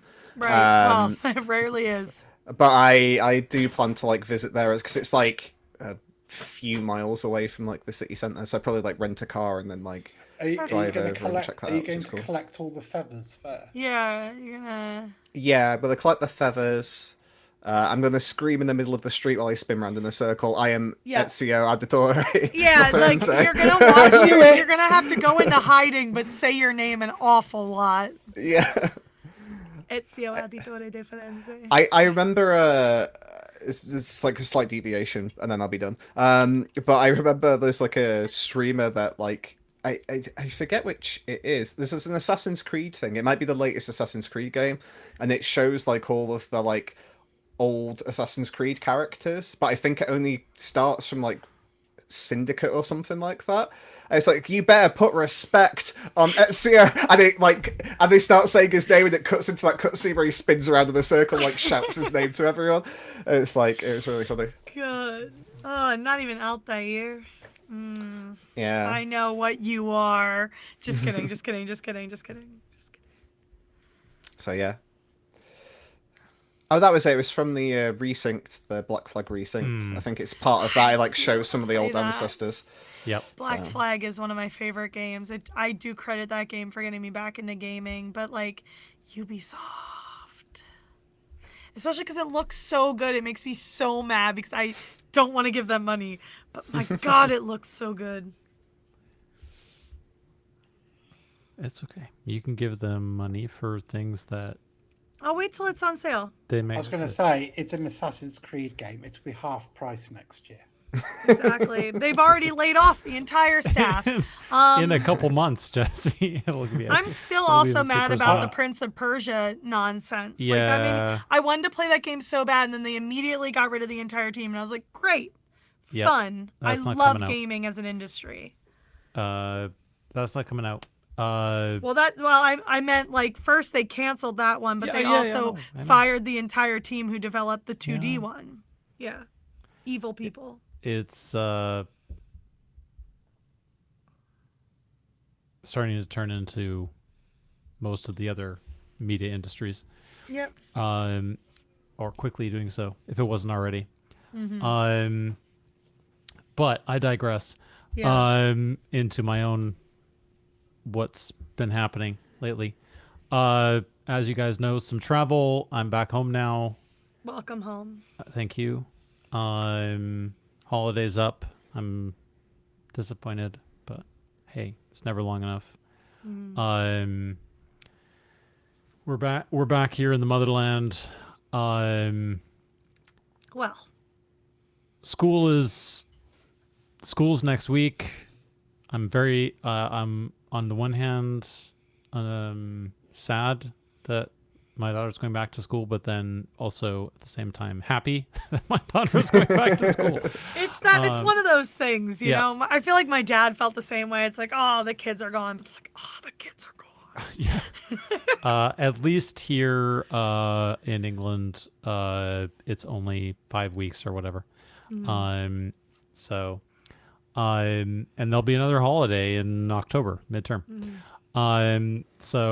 But yeah, high school, it's times they are changing here. Pour one out for me. Rip. And lots of swimming, change in schedule. So 4 or 5 nights a week at the moment, which is a lot, but we all love it. So no complaints there.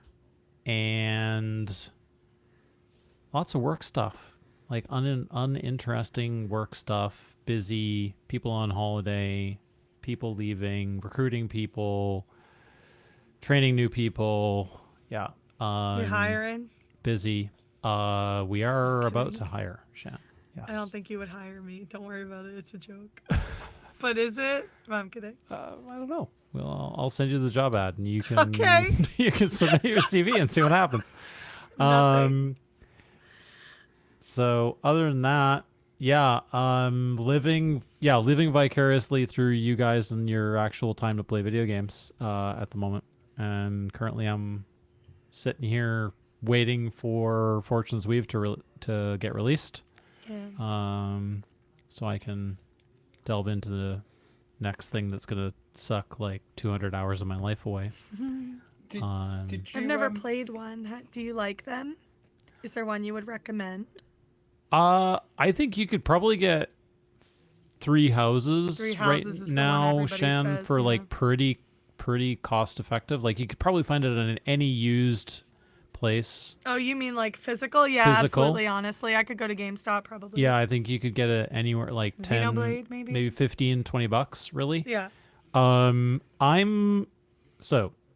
Without turning this into like a Switch games review Yeah. podcast. I'm giving you more reasons to talk, so I feel less bad for talking so much. Sort of follow-up questions. Fire Emblem Three Houses, definitely worth a playthrough, but you could put 100 hours into it pretty easily. That's what I hear. Especially if you play multiple paths. So yeah, and you could probably pick it up now for $15-$20 used. I'll take a look. And definitely worth it. I'm a Xenoblade 2 enjoyer, which is like sacrilege in some parts of the community. I wouldn't know. But they just remastered the Switch 2, or they're about to remaster it, I think. Yeah. Or re-release it, or release the Switch 2 Something special like version. That, yeah. To Switch to release. Let's just check. Because I think they remastered the first one already, haven't they? I think. I just thinking. believe so. Someone told me one of them had like sound issues, so if I wanted to get one to wait till they fixed First of it. October is the physical release for Xenoblade 2. Shan. Okay. You can already pick it up on the e-store. Yeah. And like all things Nintendo, I love me some Nintendo, but boy, stuff be pricey over there. Yeah, they don't really do tax. sales. The Nintendo tax is real. I was explaining that to my mom yesterday when I was talking about why I got the Switch, because she was giving me you didn't need to get it, and I was like, you're right, Mom, I didn't. Technically no, but the problem is the price will never go down, so it's only going to go up. It's definitely not going down. Yeah. So yeah, I think, and of course McIntyre, Xenoblade 3. Oh, so is Noah only in the third game then? Without getting too into it, Kenneth, I believe he is only voiced by Harry in the third game. Harry has streamed the first one, though. Yes. I mean, they're all worth playing, but I love 2. It's one of my favorite games on the Switch. Okay. I'll consider. But I think my favorite game on the Switch is Three Houses. Okay. To be honest. But yeah, Three Houses and Xenoblade 2. There you go. There's the next year of your life. Thanks. It's like 300 hours worth of game. I appreciate. Did you ever finish Broken Sword? No, I haven't, Jazzy. I played about 3 hours of it and I haven't gone back. Yeah. Fire Emblem 3 Houses Nintendo Switch pre-owned for pros. Still $52.24. Oof. It's Nintendo tax. Yeah. Yeah. I will say feels that like a lot, man. That does seem like a lot, yeah. It does. I'll keep an eye on it though. I'm sure, Let me. I'm gonna check something for you, and then. I love how this became the Fire Emblem review show. Review show. That you really, said really it wasn't quickly. going to become. I was just trying to ask follow-up questions. I was just trying to be a good interviewer.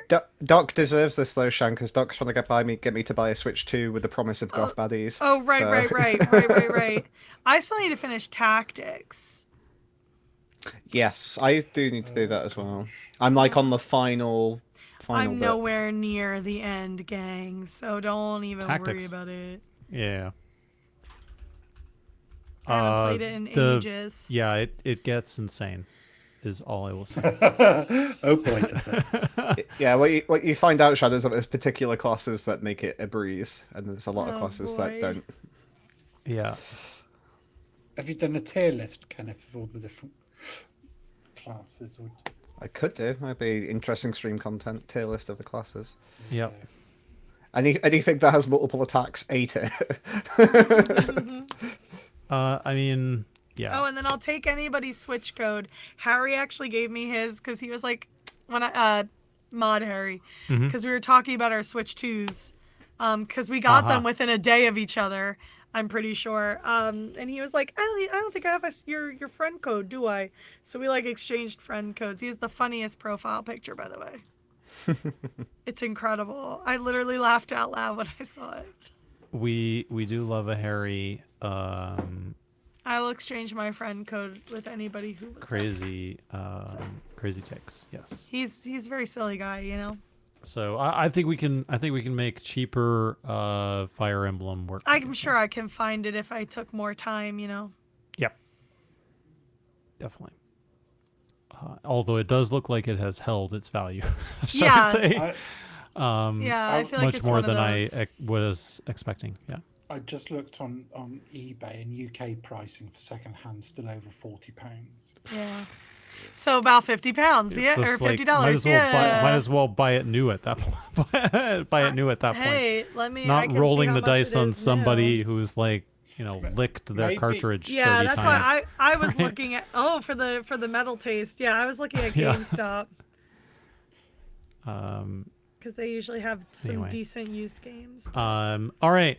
Shall we talk about Natural 6? Yeah, I guess, whatever. Well, all right then. if we must. Episode 61. Good news is nothing really happens, so No. Right. Shan's just going to check out now because we're going to spend the next hour and a half talking No, about the combat. I just pulled it up. I was just pulling it up on Amazon, y- so like just to see how much a new A one is. new one? $70. So Oh, man. I'm still better off going to GameStop and getting the $55 one. Is what Yeah, I'm for saying. like a 5-year-old game or whatever at this point. Nintendo, baby. Or that was Greedy as heck. that was three houses, or that was Xenoblade 2? Three Houses. Ah, okay. I didn't check Xenoblade yet. Yeah. I So can Three if you Houses want, is but- like was during COVID. Maybe that's one of the reasons why they're so expensive, is that the physicals were kind of limited. Yeah. And now So, they're, yeah. Xenoblade. More rare. Yeah. I'm Anyway. checking GameStop first. Episode 61 of Natural 6. Because Xenoblade's going to be $61. See, Predictions. Let's rattle through them. We'll let Shan do her. Oh, I looked. It's highlighting. Oh, you mean me highlighting? Yes, I'm ready. I had put my phone down, so I actually was ready. For the predictions. Yes. You guys have no idea how heartbroken I was when people said corpse worm, and then I realized that it had the in front of it. Yep. You So- were so close. Holly did warn us, though. Holly did say, She did. She said a few of them had the at the beginning. Yeah, it's like if you guys like the word of the, you're in for a treat You're over in the for next a few treat. episodes. Because I've been keeping track of the titles and the Yep. numbers in the titles. So I lost out. What can I say? It's fine. There can only be one winner, and sometimes there's no winners. Yeah. Ariana did not die, although she tried her hardest. Oh boy. Yeah, we'll give it a greasy because, like, we haven't even finished. She didn't yet. go down. Yeah, that's true. Yeah, I would say these predictions can carry over into the next ep. Into the next Yeah. episode. It's only half time. I don't know how many Lord of the Rings references we had, Shan. I believe Were there you was keeping track? definitely one in Action Surge. I wasn't. Yes. There in was Action one in Surge. Action Surge. I During the even wrote regular it down. episode. I wrote it was the Look to My Coming. Yes. And he even did the voice. Good. Thank you, Harry. But There yeah, was I didn't loads count of- them. There was loads of references, but I didn't catch where all of them were from. Because, like, Yeah. I think Aoife was nervous, so Aoife was memeing up a storm. They were all very nervous, and I'm sure we'll get into that and the consequences of that.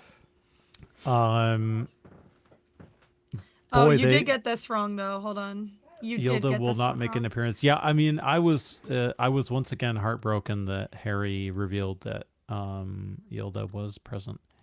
And boy, did they not make it to the gate. No, don't worry. In fact, I'm gonna put that under red. in fact, they could not even make it past 2 rounds of combat.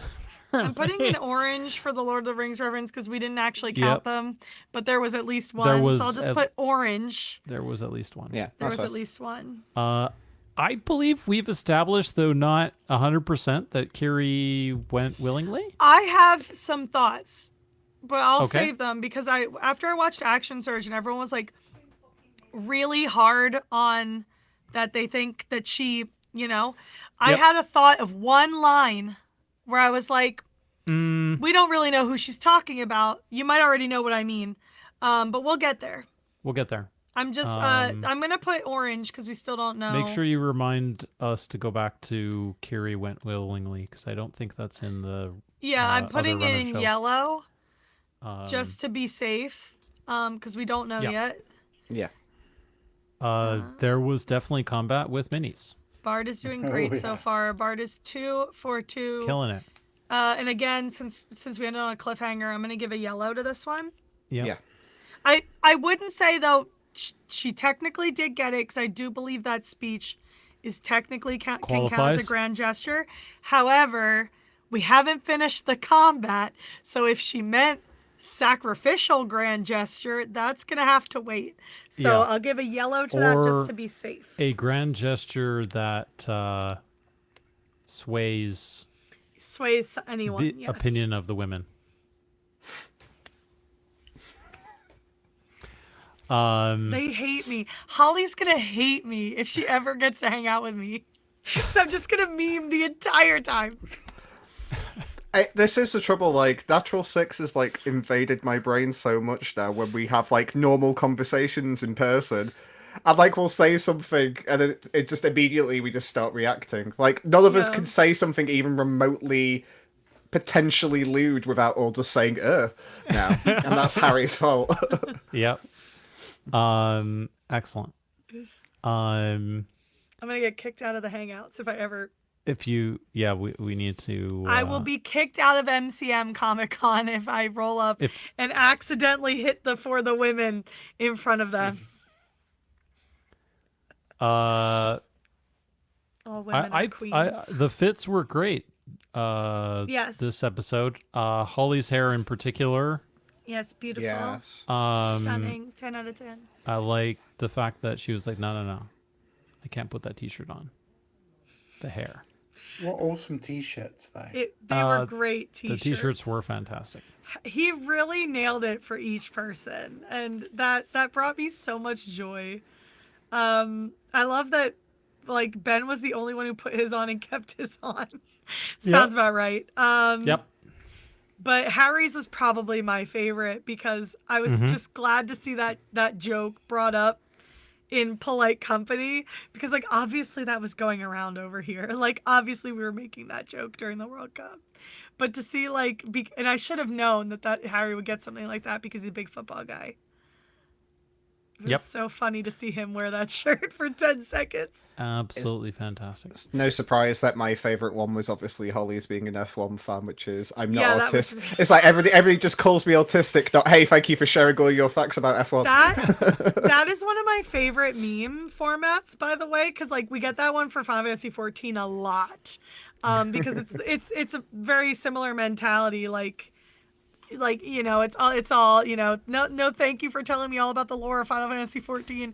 And it's funny too, because Shaz actually like made that joke almost, because during our hangout Shaz showed us their Hendu slideshow, which was about Final Fantasy, and I'm pretty sure that joke was in there somewhere. Like because it was very good, by the way. Like she did it twice, because she did it for us and Jonas, and then somebody joined, and we were like, including I think Jonas was one who was like, oh, don't forget you have to do it again. So like she did it again for Feldspar when Feldspar showed up after D&D. So like very good, but I'm pretty sure that exact same joke was in there. It's one of my favorite meme formats, because as someone who's autistic and ADHD, that's always my mentality when people are listening to me rant about whatever I'm into right now. Because I'm like, just say thank you. I'm giving you some great information. And so it's really funny to see an F1 shirt like that, because F1 girlies are absolutely like that. And I find them so endearing.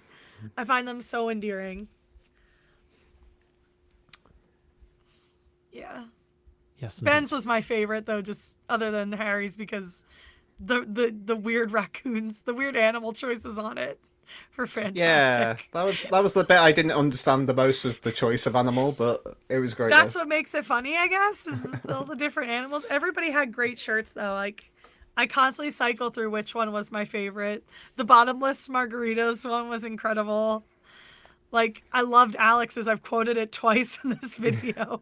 So, yeah, they're all good.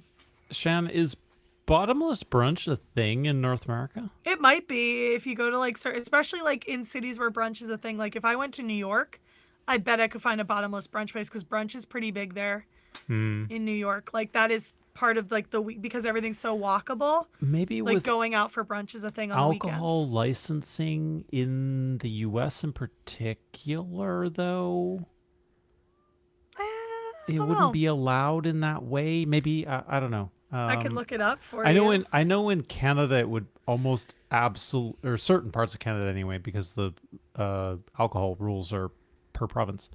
It would definitely not be allowed because you're Let not me allowed see to discount Philadelphia. alcohol. Okay. We have bottomless brunches in Philly. Okay. Because I see top 3 are like the best bottomless brunches in Philadelphia. Okay. So some places must do them. Yeah. They must do them then. Yeah. I mean, we have happy hours and stuff, so discounted alcohol is probably definitely a thing. Yep. But the idea that the alcohol is unlimited.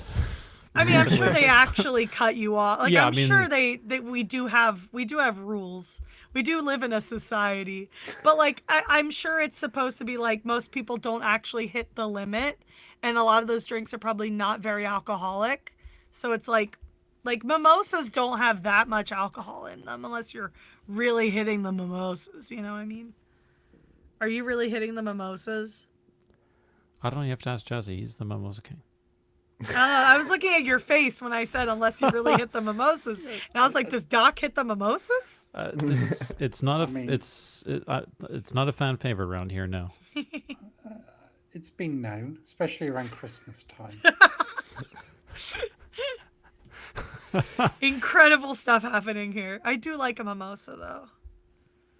I do like them. But yeah, we do. I think we do. Especially like I would expect New York would definitely have it because they have a big brunch culture. Yeah.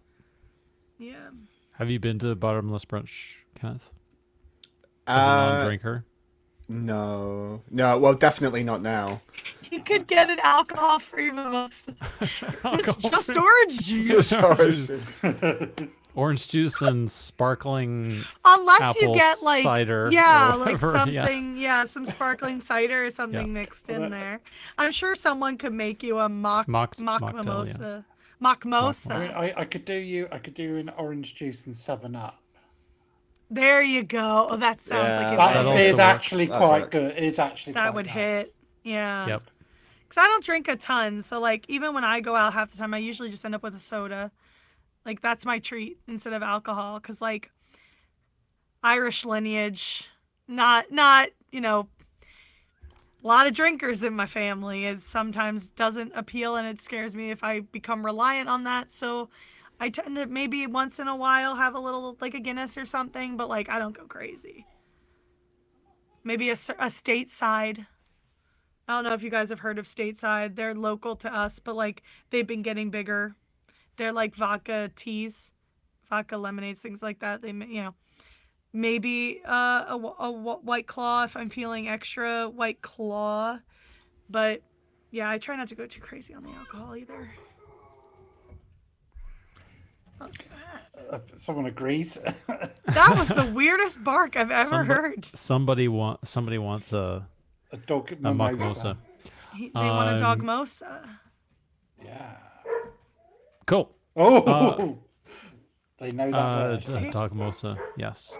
Mom's not home till 7, so I don't know why they're getting all worked up. Yeah. They want the dog mosas. They want the dog mosas. How did we feel about this decision to leave? Back on episode 61 of Natural Six. How did we feel about this decision to leave Tego at home? I think that was a smart move until they could evaluate the situation. Like, obviously they talked about it in Action Surgeon Harry kind of clarified where he was coming from with it, which makes sense. Like, he's running on adrenaline. He's away from like his center, his human, like someone who could remind him of his like, clear-mindedness. They said humanity, and like Harry was like, he did make it clear he wasn't he didn't mean humanity, but like a soul or whatever. Yep. Like humanity is the best way to put it. Like his conscience, his Jiminy Cricket, right? Who is Iriana. So it makes sense to be like, until we can evaluate the situation, see what's affecting you, or make sure that you don't, in an emergency, so that you can take time to heal and recenter. That feels much smarter than bringing the last dragon along with us. So I thought that was the smart move. which obviously the episode ends with him showing up, and so we don't really know how that's gonna play out. But like, yeah, I would err on the side of caution too. I too would be like, we have to leave the last dragon behind. He's a valuable asset to our team, and also like, if we can't get the other dragons, he's it. He's all we've got, and they were here to get the dragons.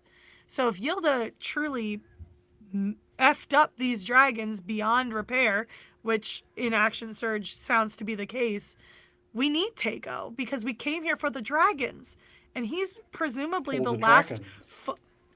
He's presumably the last fully functioning dragon of an age and of a power, because all the other dragons are messed up. Not because they're roped or whatever, but like Iriana has said, like they're all a little messed up. They're not right. Those kids ain't right. So yeah, I think it was the smart choice to leave Tego behind or tell him to wait until there's an emergency. I think Harry did too good a job at setting the scene. I think that was part of the problem. It's like he said, "There's red rope tied around one of the wings," and then Harry did like Tego was speaking to them. And he was like, "Oh yeah, I was like I didn't want to join them, but I could feel myself kind of losing control." And I think that made Aoife go, there has to be something, and they're just going to take control of him. I think Harry just did too good a job of like setting the scene, and I think that made Aoife especially nervous. But to be fair, Holly did say they were thinking exactly the same thing anyway, so it wasn't just like Aoife steering the ship or Dolly steering the ship. Jazzy? It was understandable what they did. I mean, it was quite funny. The first reaction was, let's burn some spell slots. Let's heal this lovely dragon, and then let's just leave him on the bench. In my preparation for this episode, very much had football on the mind because it feels like we're at the half time. It's half time now, and we're doing that half time. You sure it's not analysis. A hydration break? Boo! Oh gosh. Pasa de hidración or whatever it was in Spanish. Wow. Oh man! Every day's a school. I'll get the Powerade. Get the Powerade up on the screen. Logo. Just yes, get us that Go ahead, sponsorship. Get us that sponsorship. But one of the things I really noticed was how much effort Harry really went to say, "Are you sure you want to do this? Are you really sure you don't want Tego to go with you?" And I really love that he played it really well as the party worked incredibly hard to unlock the hard difficulty mode. Mm-hmm. He went with it because, as per Action Surge, he made it clear that he'd set everything up for Tego to be present and have that challenge of how do we stop Tego being controlled? How do you beat Yilda without beating Kiri kind of thing as the premise of that battle? Suddenly it's, how the hell do we survive this? We've got overwhelming enemies and no Tego to help. But the way it was explained, the way Aoife and Holly kind of explained it, it really made sense. And also it made sense, like Kenneth said, the way that Tego was described and that risk of Tego being taken over. It makes a lot of sense. And I was almost a little surprised that Harry was caught out by it a bit. I thought it felt foreseeable that they would do that because NPCs or DMPCs don't have a good track record with this party. So they are going to be a little protective anyway, particularly the last dragon, or at least apart from these super duper hidden ancient ones that we may one day meet. So no, it is, they've unlocked hard difficulty. Harry kind of tried to stop them and they were determined, but it makes a lot of sense and may actually pay off in the long run. Yep.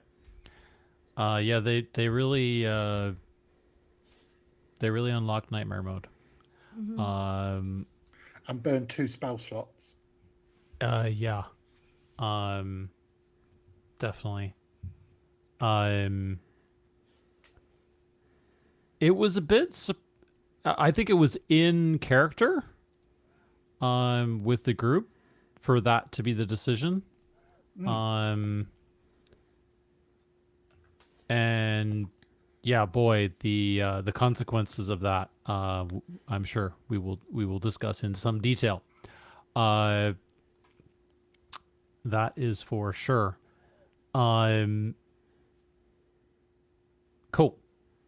Anything else before we get to the battle arena? Not really much else to discuss, I don't think. I mean, they named the dragons. Yes, they We got the names of went the over all the names of the dragons. dragons. Yes, that was fun. There's a lot of names in this episode. Yeah, Lots so of new there's names. so when I say they named the dragons, like they reminded us names of the greater dragons, but Ben also named a bunch of the creatures Yes, he did. Oh, again. So Yes, he did. there's Thank a you, lot Ben. of naming going on. Yeah, thanks, Ben. So There was in that preliminary bit with Taiga. There's a thing in my notes say how he's describing about threads pulling on the dragons, linking them together. Kind of made me think of like a sort of hive mind kind of thing. Almost made me think of the Somnium in a way.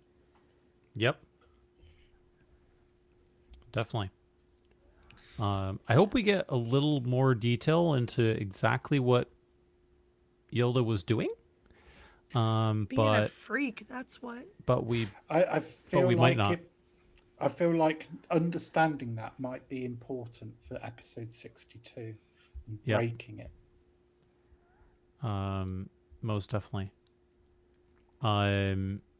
Cool. Then we had a speech off. We had a rap battle. We also had like the Basically. nastiest description of a creature. Well, one of the nastiest. Mm-hmm. Because like the corpse worm is like gross. Like Harry basically, because we get to see it close up, Harry was basically saying that it was like you could smell the decay and you could tell that these dragons were like Yum. basically just dead and then combined. And it's like, well, that's great. That's awesome. Thanks, Harry. That was really cool of you to do. Thank you, King.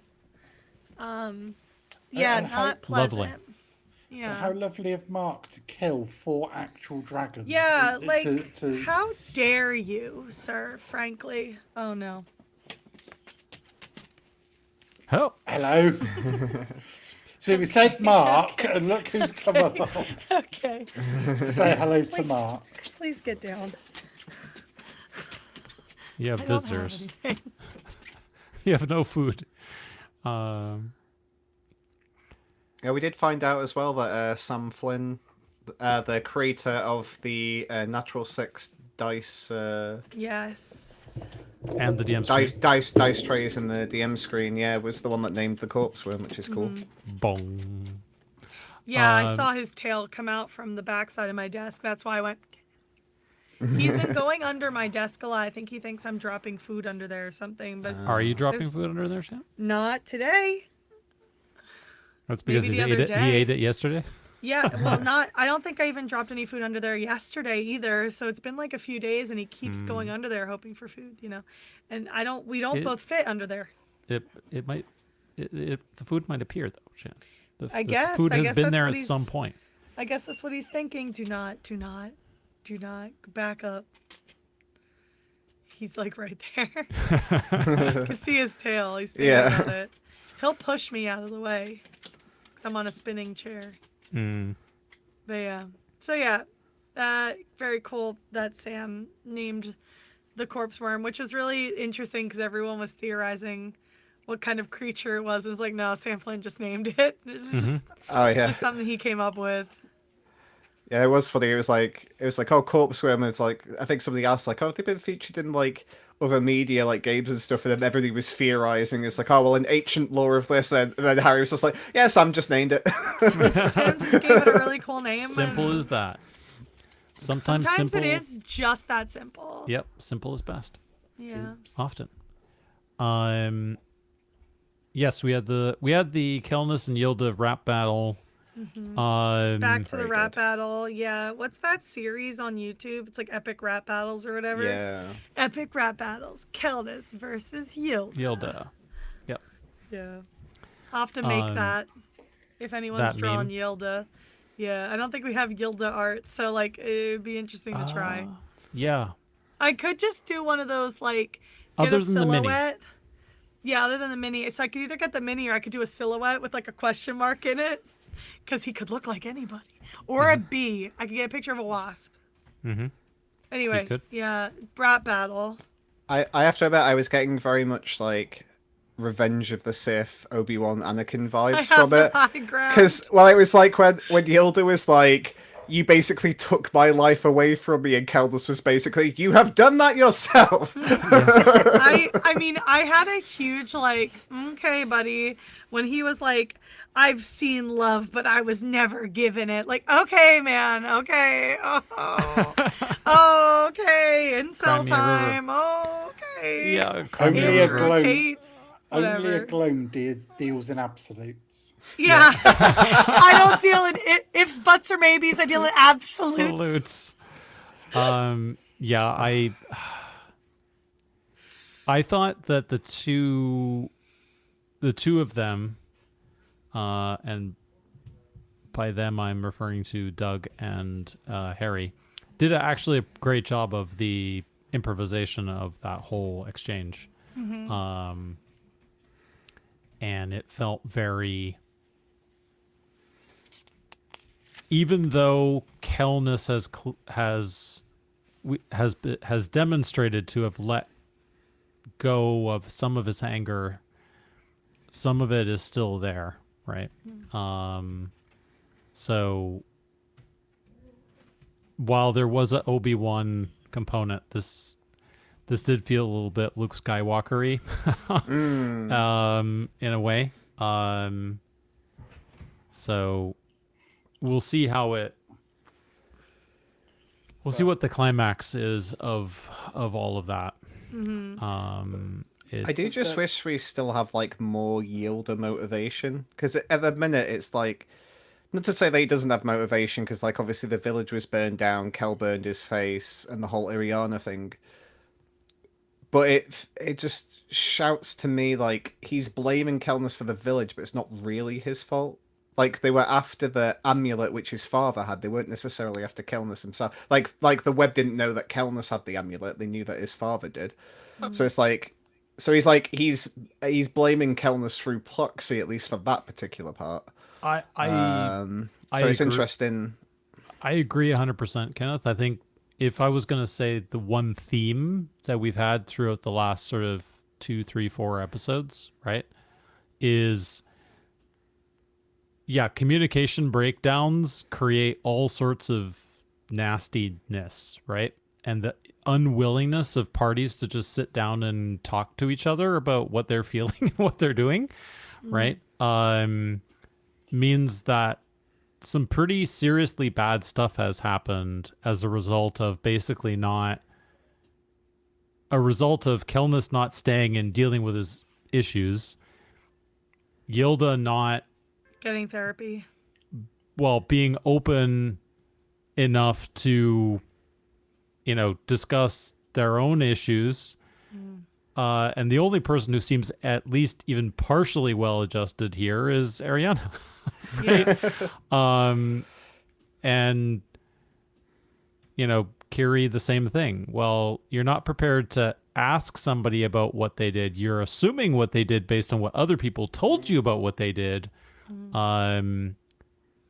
So, either a whole bunch of people die as a result of a unwillingness to reconcile in any sort of meaningful emotional way, right? Yeah. Or we do have some meaningful reconciliation, right? I'm hoping for the latter. Mechanics of the fight seem to imply that a certain number of actions that resulted in positive persuasion checks could result in Kiri switching sides in the fight. So it'll be interesting to see whether that is actually a thing, right? Unless yeah, she's just with the Star Wars. With the Star Wars referencing, I kind of got a bit of Kylo Ren Kiri ran. With that moment when she's brought out, I know that was cringe, but no, but thanks, but you're right. No, but the way Kiri was brought out, there was two things I noted before she did her kind of Hunger Games moment. As Yilda, there's a particular moment. Yilda smiled at Kelness, then almost immediately after, Kiri smiled. And I'm wondering if the physical, whether there is some kind of, not quite full on puppeteering, but just a little bit here and there. So it does make me wonder if there is that part of the premise of the battle is turning Kiri to change sides or stand down or to incapacitate her. And particularly, when you think about how the next round is going to play out, the state of Kiri is so important because of what comes after. I agree 100%, Jazzy. I mean, Harry did make a point of referring to a rage that was similar between Yilda and Kiri and all this kind of stuff. Like, you don't just say that kind of stuff because it doesn't matter and is cool in the moment, right? Or at least Harry certainly doesn't. Everything is...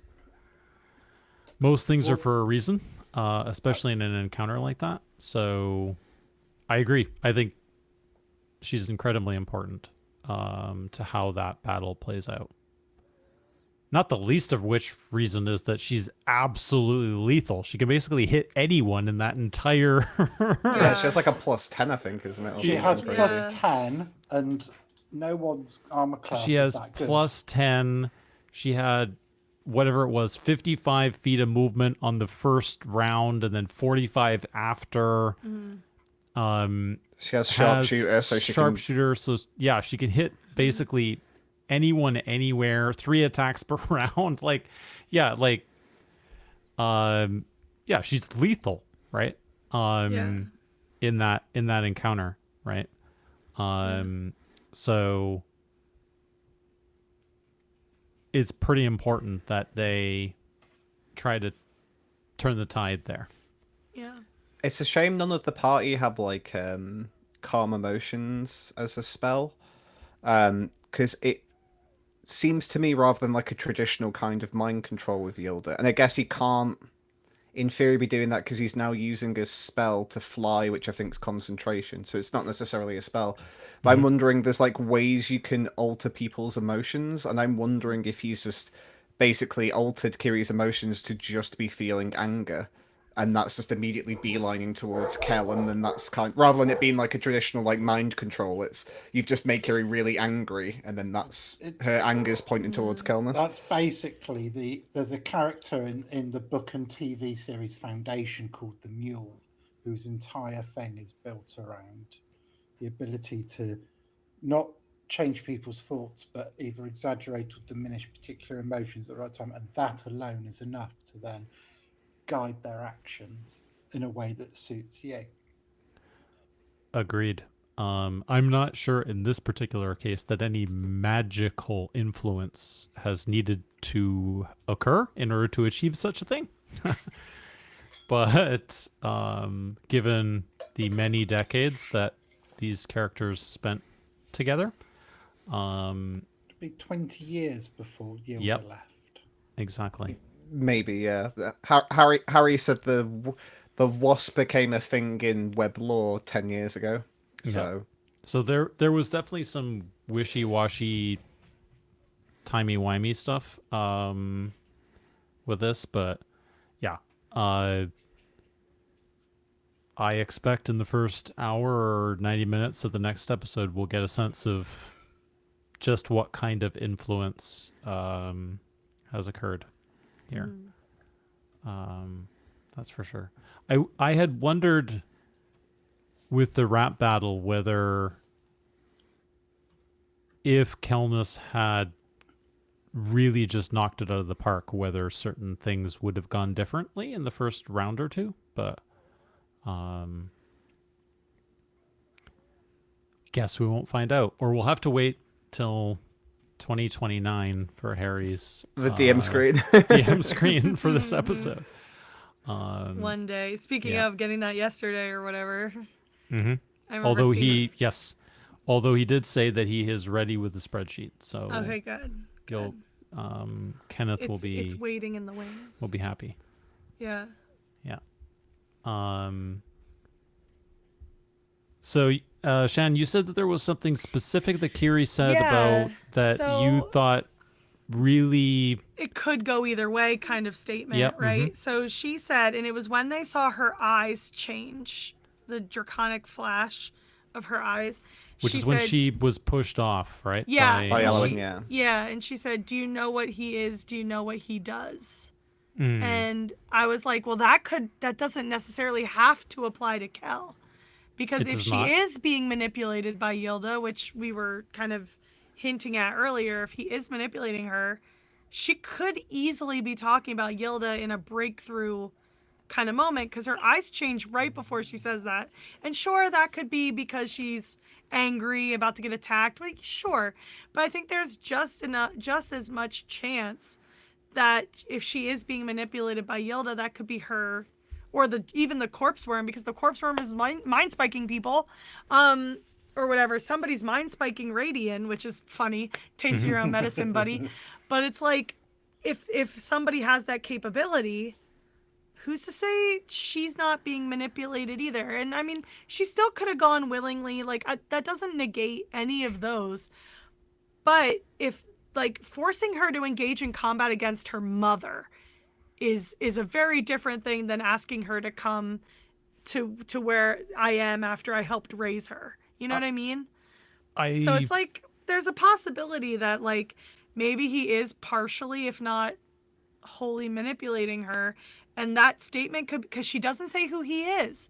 She could have just said Kelness. She could have said anything to emphasize it was him, and she didn't. She just said he, and there's two he's here that are engaged in combat. But definitely there just is a thought I had. Definitely. There are potentially other he's as well that aren't on that battlefield right now who would also be able to influence things. I agree. I think my hands are off for now. I'm not fully committing to either. Yeah, I agree. I think it's also interesting. I think this was in spoiler chat around what does that showing of the draconicness mean? You already know how I feel about this. I've asked about this on the podcast. I need answers. Is she top half dragonborn, bottom half elf? Is it half and half, horizontally, vertically? It's a joke. I'm kidding. I have a lot of questions about how the amulet and children work. I don't care that much. It's more of a bit for me. But I am curious. But it's interesting to see her show draconic traits. Because Kelness is her dad and he is a dragonborn. So it makes you wonder how far that goes. Obviously, we know she has a breath weapon. Not just any dragonborn, etc. A golden dragonborn. Yeah, and that's why I had so many questions, because he is a rare golden dragonborn. Mm-hmm. And she is an elf-looking girl. And I have so many questions. But if that sort of draconic nature is there, does that mean that she's more influenceable, et cetera, et cetera, et cetera?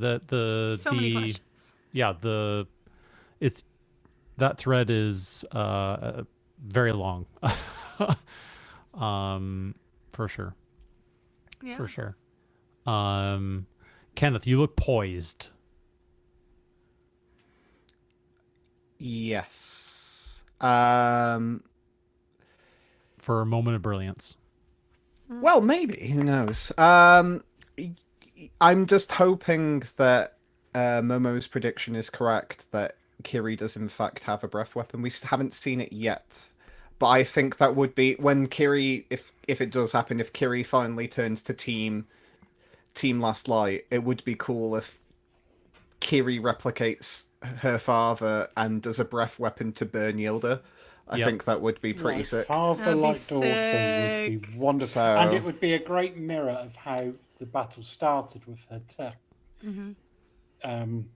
Hunger Games and counters to then finish. I was just on the edge of my seat thinking that she was going to do it while she was falling from the ledge. But hasn't happened yet. We can all hold a candle up for that one. Yeah. We should light it.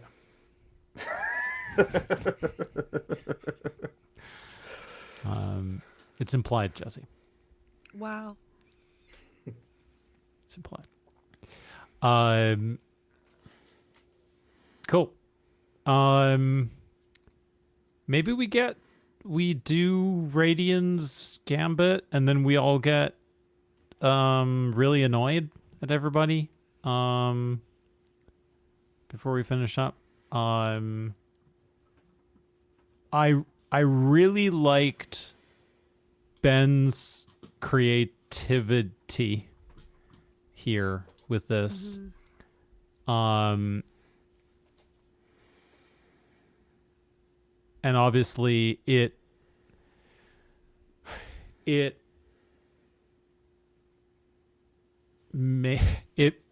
made for such an iconic, it was such a iconic moment of the episode that just kind of, unfortunately, just kind of fizzled out afterwards. But the other thing, and maybe they'll discuss this separately, is just like, Ben, don't assume things about the mechanics of the game. Right? Because it's going to get your character killed, buddy. But the creativity there to think about doing that, to think about what he would do, to choose to cast such a high level spell, to do such a thing, and then to kind of double down by using the deck, etc. How did we feel about Ben's Gambit? Jazzy. I thought it was a ballsy move that didn't have a payoff. Mm-hmm. And it was talked about in the comments on YouTube a bit that they felt that maybe Harry could have given him a bit more. For the creativity itself. Yeah. Yeah.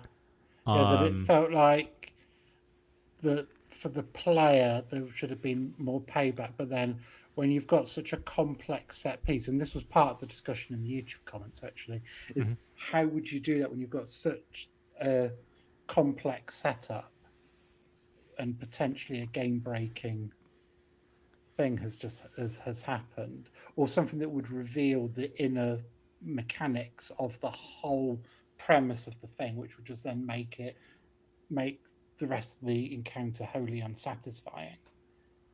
It was, and I think the sheer amount of stuff going on, it kind of meant that things just had to move on a bit. I mean, that happened with Dominate Person. It happened with the deck. Yeah. 100%. 100%. Kenneth? I have mixed feelings. I think Harry was generous. So I would have played it out differently, but it's easy for me to say watching a show and not being there live in the moment, because live in the moment, you just panic and don't necessarily know what the solution is, especially for something that's so complex. If it was me, I would have ruled that Yilda wasn't able to say anything until his turn.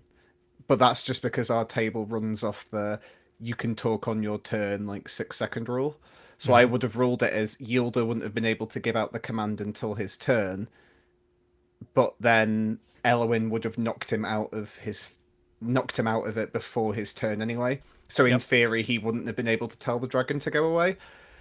I think the way he did it, I think he then kind of went too much the other way, which is I think he was slightly too safe, and I can understand the reason why he was doing it, because he wanted to try and he wanted to have the dragon at least do something that Radiant told it to do, but he didn't want to just take it off the board completely. I think what I would have done, and the trouble is it requires you to then do like quick maths and track an extra thing when you're already tracking like a bunch of ads, is have it go off the board for whatever its fly speed is, make a note of it, and then if Yielder then gets his control back and it's like, oh, where's the corpse worm, come back, then have it come back onto the board. So don't have it where it goes off the board and it's just gone. Yeah. But have it where it's off the board so it can't attack you at least for a round or two possibly, and then have it then come back. But I think in the balance of play it worked out, because I like I said, the way I would have played it, Radiant's plan wouldn't have worked just because of the element damage. But I think Harry played it fairly enough that like the legendary actions didn't take hold. So I think on the balance of play, I think it worked out as well. And I appreciate like Radiant trying it, because something like that can really turn a battle. Like creative thinking like that to take something out of the game. Because the only other thing he potentially could have done is like a poly, which he can still do, is do like a polymorph on the corpse worm. So then it's whatever, a chicken or whatever, and as long as nothing damages it, it will stay a chicken until your concentration runs out. Whether then Yielder goes aha and then like attacks it to bring it back to like, because once it goes to 0 HP it reverts back. But then with the corpse will then turn on Yielder for damaging it. It's like I think it would have made some interesting things, but potentially doing that. But maybe a wormling would have gone, ooh, tasty chicken. Well, that is also potentially as well. Inhaled it whole and then exploded when the thing went from chicken to full-size dragon again. Yeah. Shan, how did it play out for you in your mind? I mean, I thought it was pretty silly, but like in a fun way, not a cringe way. Like I was like, oh, that's yeah. You know what? Try it. Why not? Like, worst that could happen is it doesn't work and you just make them angry, right? Yeah. So like obviously I wouldn't be able to tell you how I thought it should or shouldn't play out. I'm no D&D player, but as a viewer I was like, that's an interesting thing to try. Why not? Obviously I didn't think it was gonna work / stick. Which it didn't. So, but it was like one of those things where it's like, that's an interesting choice. Why not? Because if you have the ability to do that, why not try and remove like the dangerous pieces off the board so we can focus on Yilda? Because especially if your concern is Yilda controlling the dragon, then yeah, remove Yilda from the board. And it might, you could enrage the dragon, number one, because now there's nothing controlling it. But there's also the option that cutting it from the thing, that the puppet master, as it were, could at least eliminate that problem. Like, you never know what's going to happen unless you try it. And I just thought it was an interesting way to try and deal with the problem. Remove the dragons, focus on Yilda, because he seems to be the biggest, not the biggest threat damage-wise, but the biggest threat as in he's the sentient being that we are dealing with here and the one that's controlling all of this situation. If you remove him, if you remove the dragons from the equation, it makes it easier to focus on him. So I thought it was a good attempt. Like, I thought it was a good thought process. I understood, like, I kind of got, at least if I didn't understand like his thought process, I at least understood a thought process of that nature. And I was like, yeah, makes sense. Try it. Obviously things did not go great. I did have, I was a little stressed out watching the whole thing, frankly, because I'm like, I don't know what's going on, but this seems pretty scary. So managing to like win on the deck was excellent. Win on the deck, you know what I mean? Like actually have it work out in your favor. Was nice. Yeah, because that situation was not going anywhere good. Most definitely not. So. No, the consequences of all that and the deck and the duplicity and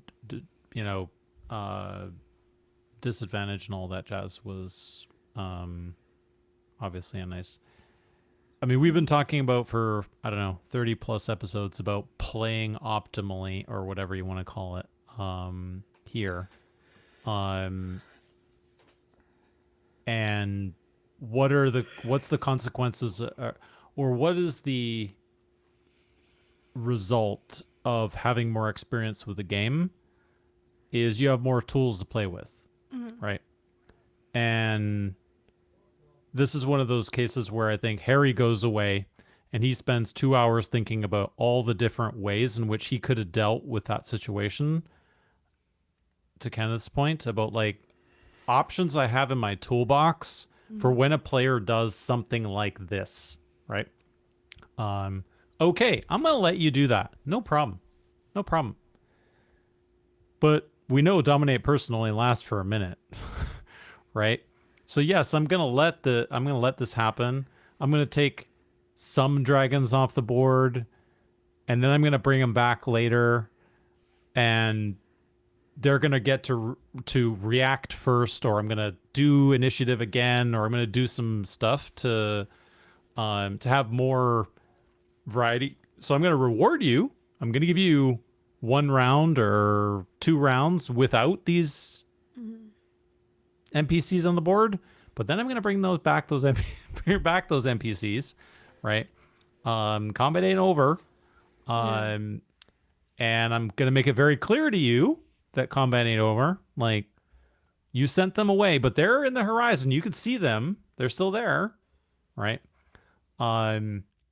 So I hope he goes. I definitely hope he goes away and thinks about that. And knowing him, he probably agonized about it and didn't sleep that night for like, oh hey, there's a bunch of options I could have used here. And in the same way, I hope Radian, or I hope Ben did the same thing of, Ben, just because it looks like on the board that you're hidden and I went to this cool place on this physical board that we have here, doesn't mean your character is hidden, right? And you're still a wizard, Ben, and moving your wizard character into the middle of all these guys actually is extremely problematic, right? For a whole bunch of reasons. And it only gets more and more difficult to deal with those reasons the higher level they all get, right? Because these NPCs are dangerous, right? To put it mildly, there's a giant dragon made up of several dead dragons, and he can use a power from each dragon. So yes, I would say that's putting it mildly. Yes. Yeah. They're dangerous, and this combat also showed us multiple times at the challenge rating of creatures that are that are on the board right now. The DCs to pass the saving throws are high, and they have nothing in their inventories to help them with saving throw improvements, right? Basically, their only, combat to that right now is leveling up, right? And I don't know, Kenneth probably has the spreadsheet to tell us how many saving throws were failed, but I don't know how many passed. There weren't that many passes in this particular combat. So, we've talked about armor class a few times. Well, here we got a case of tons of saving throws that don't pass because you don't have +1 or +2, right? On those. So you normally have items that would help with those. That is like rings and necklaces and necklaces, etc. The sort of stuff they don't really do. Yes, this group does not do shopping. It's a shame because it's great when they do. Yeah. So I know that Andy is probably the best person to ask about that specifically. And we have talked about the fact that this group is item light. I think in the past, certainly low level, 1 to 5, they were pretty OP, right? I think that's really not the case currently, I would say. And it's starting to show in some of these things because it doesn't give you an opportunity to your point, Shan, of trying stuff out. Every round feels like it's absolutely essential that you play this round optimally. There's no opportunity for you to just try something, right? Because if you try something and it fails, you get whacked for like 2/3 of your health, right? Yeah, that corpse worm is. I mean, thank God they have Iriana. That's apparently a tank. I think they're a ranger / paladin possibly, but yeah, those rend attacks from the corpse worm are brutal. Like, yeah, because I think Iriana's taken 82 damage. Like, I don't know what her total HP is, but that's like 82 damage they could have potentially taken, and a lot of them only have like 50 HP. I mean, that's more than any of our lot's maximum. Absolutely. Yeah, Kelnus is high 70s. Yeah. Yep. Luckily, the corpse worm isn't due to act in this round, and they've got no legendary left. All the legendaries have been burnt through. And it keeps failing its recharges for the breath weapon. The golden breath weapon. So it's a 5 or a 6, does it? Yep. I think is what. Yep, very normal for the dragons. Yep.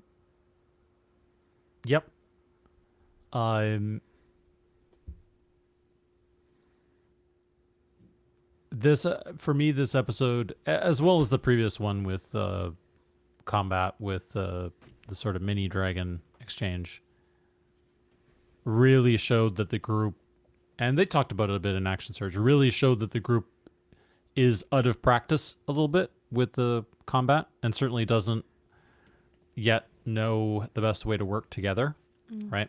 And know what each other are going to do, therefore can set things up. And hopefully they're able to correct some of that moving forward. Do you think what kind of showed that up as well was how Elowyn and Dolly did kind of coordinate a bit? They did, but relative to the others that acted like they did, but it's relative. But actually, if you're watching the episode closely, and I watched the second half of the combat again yesterday, I think, or the day before. Yeah, yesterday. And actually, Holly goes and speaks to Yeah, I saw that as well. Yeah. Aoife, right? Right before they do that. And you know, like, there's nothing inherently wrong with that, but it's just like, just have that discussion so that your rest of your party can kind of get a sense of what you're about to do, right? Or, you know, have some of that discussion. I mean, Ben said it. He should have telegraphed a little bit more about what he was doing. They'll learn these things. You can only learn by doing, right? For a lot of this, especially as a group. But also, I think the other part of that is Ben not disclosing what spells he has cooked to the rest of the group, right? He wants it to be a surprise, like a surprise to everybody. Yeah. Oh, I have Dominate Person. Well, that means you might use Dominate Person, right? So, yeah. To be fair, as a wizard, when I was playing and I was using my wizard, the first thing I'd always say, like, as like the DM would set up a combat, is like, we would have communicated this at some point. These are all the spells I've got. Or even at the start of a day, like, if, like, you know, because like some people can prepare different spells, especially Doug, like a druid, he can completely swap stuff out. I'll say, I've got this, and this, because my party that we ended up playing with was basically all spellcasters. We had no tanks. We had like a druid who could be a tank, but everybody else was spellcasters. So it's like I'm taking this, and this, so we don't have like 7 people with counter spell. And then it's just like you don't need to have that many people with it. So and they don't seem to coordinate that sort of stuff that much, which I can understand why, because I think they are aware that it's a show and they want to keep a certain flow. But it's even like communicating during combat. Like I was actually appreciative of the fact that Holly and Eve, like they were like wink wink nudging it. Yep. Until Harry was like, you do know you can speak to each other. Like, it is okay. Like, it is allowed. And that is the funny thing, is that Ben could have quite easily, because he did walk past Ollie and Elwyn before he teleported away and did all this stuff, he could have quite easily said, hey, I'm going to do something, leave Yilda or something. Like, he could have kept it short and then said, like, I'm going to do something, like, leave Yilda or something. But I think... Go ahead, sorry. I know, I was just going to say... I just feel sometimes they're so wrapped up in, as well as making the combat, as well as surviving the combat, they try and make it more narrative, which is great. It's fantastic for us, but then it does hurt them sometimes, I think. Yeah, definitely. It also makes it very difficult to DM, right? Because you don't know whether you're getting the locked in group or the I spent too long in the bottomless brunch yesterday group, right? And it was more on the side of the ladder, this group. We had so many mistakes, right? That they made, including mechanical ones that they had to go back on, even from the very experienced or more experienced people at the table. We had Doug literally fiddling with his concentration ring while he's supposed to be, rolling for breaking concentration, right? So it's like, are you getting the locked in group that is going to kind of not play completely optimally, but communicate, control the battle, not move ridiculously, right? Or are you going to get the chaotic, like, I'm trying to make a highlight reel, right, narrative version of the group? And we kind of got the latter. A bunch of individuals, I think, is what they were, what the guy said during the action search, right? And they're just that works when you got like 2 or 3 pieces on the board, and there's not too much to play for, but here there's a lot more to play for. There's 7, 8, 9 monsters on the board. Like, you got to be a little more tactical. You got to play it a little more like a war game and less like a I don't know, a level 10 encounter in Final Fantasy 14, right? With a party of 6 and 4 monsters there, right? It says a lot that there are still 15 turns for the rest of this round. Yep. That's how many pieces there are to move. Bear in mind that 2 of those pieces, or 3 of those pieces have already moved. Yep. So there's 18, now that Tay goes there, 18 different things. Because you've got you, the owl is one of them still. Yep. You're absolutely right, Jazzy. So yeah, you've got to communicate better. You have to execute know what the ways in which a certain spell can be used, right? To maximize what you're using it for. Like, yeah, I mean, I was watching there going, Doug, why are you dropping your moonbeam, man? Just move it over there. It's free damage. You don't have to cast anything again. That's the whole point of the moonbeam. It's not to drop it, to move it around to the enemies, right? Like you say, that they're just a bit out of practice. Yep. Yeah. They're not used to, because it's a large physical space as well they're working with. I think, was it Aoife that kind of suggested she struggles with the minis a bit and the space, and maybe theater of the mind works for her more. Or I can't remember exactly what she said, but this is like, you get a little overwhelmed with it, Jazzy, right? Like, yeah. when it's theater of the mind, you can kind of just like think of the things that are in front of you and the sort of relative positioning. But then as soon as you can see it, then your mind starts going about all of these pieces and whether they can see each other and how and all that, right? Which what they might do on their turns. 100%. I don't know whether Harry was assuming, because it was hard to see even for us. I didn't realize that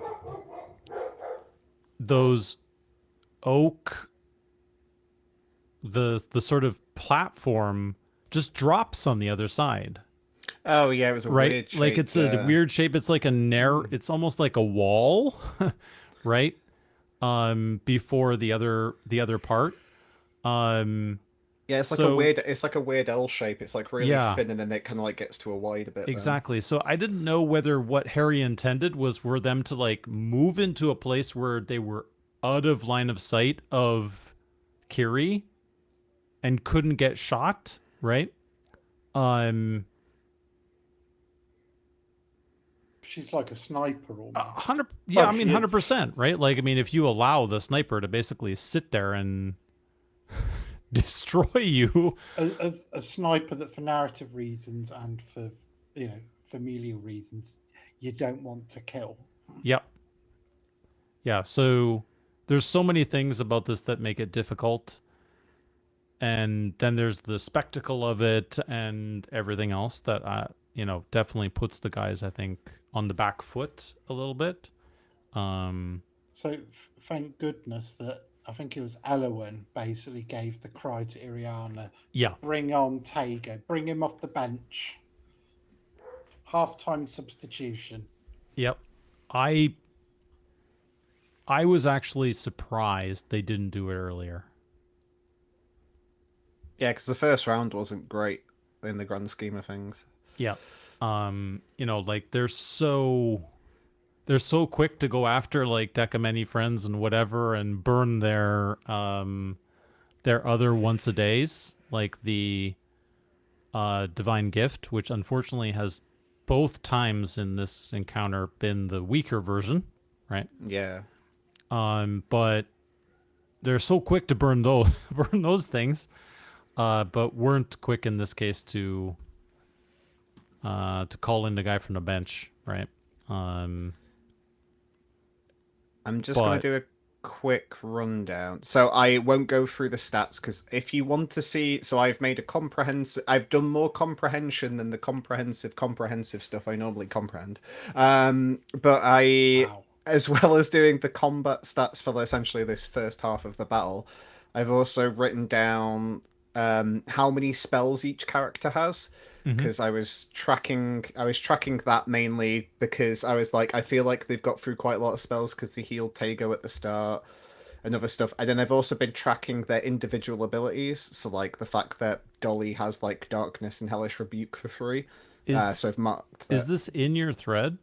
I've posted it in spoiler chat. There's like a whole block of pictures, so I've screenshotted it. So there's a bunch of pictures. You don't have to share it, Doc. Don't worry too much. But it's all there if people want to check it out. Got it. But the main thing I wanted to mention was this is tricky to. It'll be tricky to show. Yeah. But the main thing what I wanted to run through is HP. So at the minute, Dolly's on 38 when she should be on 59. Elowen's on 52 when she should be on 72. That one's not too bad. Eyes on 49 instead of 64 because of Gift on Radian. Countless is on 63 instead of 70. So again, like these don't sound too bad, but then when you get to the bottom half of the table, Radian's on 15 HP. And Iriana's on question mark HP because we don't know how much total HP she has, but we know she's taken 82 damage, so I'm assuming she ain't got much left in the tank. Yep. And on the counter side of that, Jort has taken 42 damage. Poor little Jort. What's Jort ever done? He's just sat there sticking his tongue out, being a cute little guy. But Jort's taken 42 damage. Yilda's taken 24. Wasps has taken 10 damage.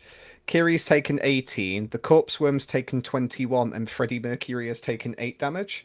So, like, everybody's in a... there's 2 people that are in a critical situation, everybody else is in a delicate situation, and they haven't really dealt that much damage to the enemies, really, in the grand scheme of things.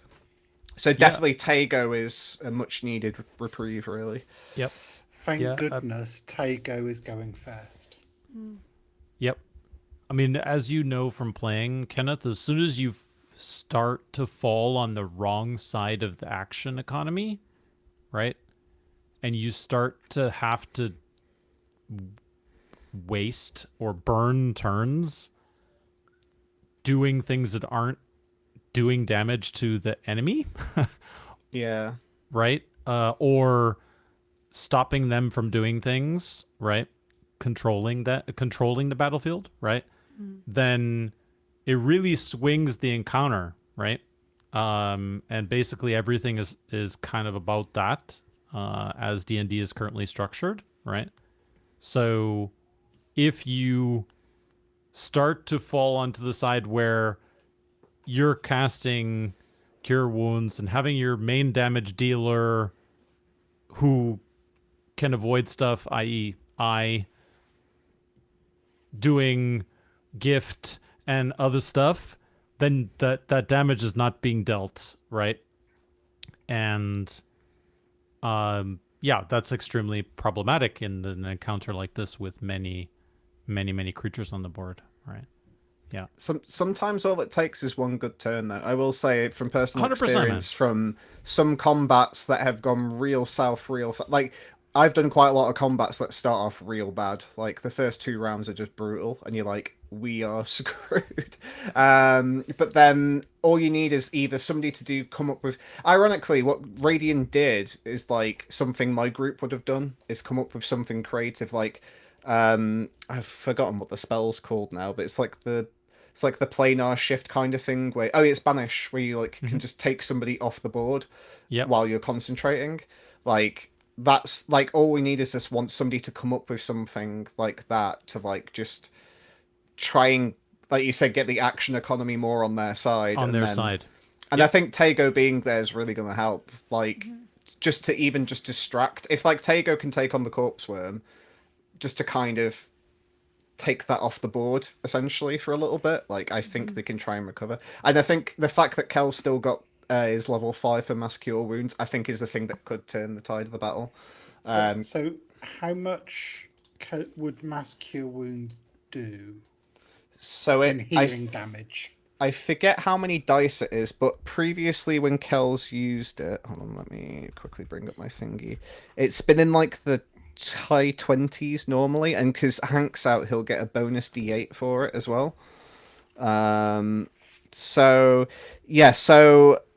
previously he's done 18 healing to everybody, which doesn't sound like much, but that's 108 healing he can do in one turn. Which, like, if you try and do that with just like a normal Cure Wounds, you'd be there forever.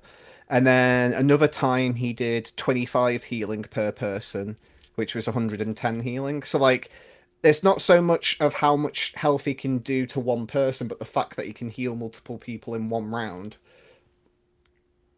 is, like, quite vital, so he doesn't have to keep burning healing spells. Including Iriana.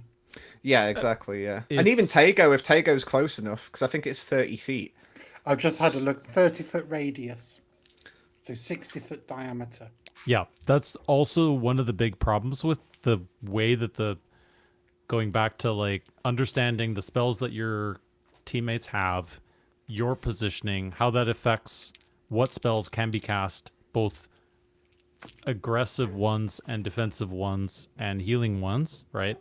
Yeah, if you're 60 feet away and I have to cast Mass Cure Wounds, now I have to manage your positioning versus the rest of the party, and maybe you end up being outside the area where I can cast it because I'm casting it under duress, essentially, right? I'm casting it because I need to cast it, not because I want to or it's strategic to cast it, right?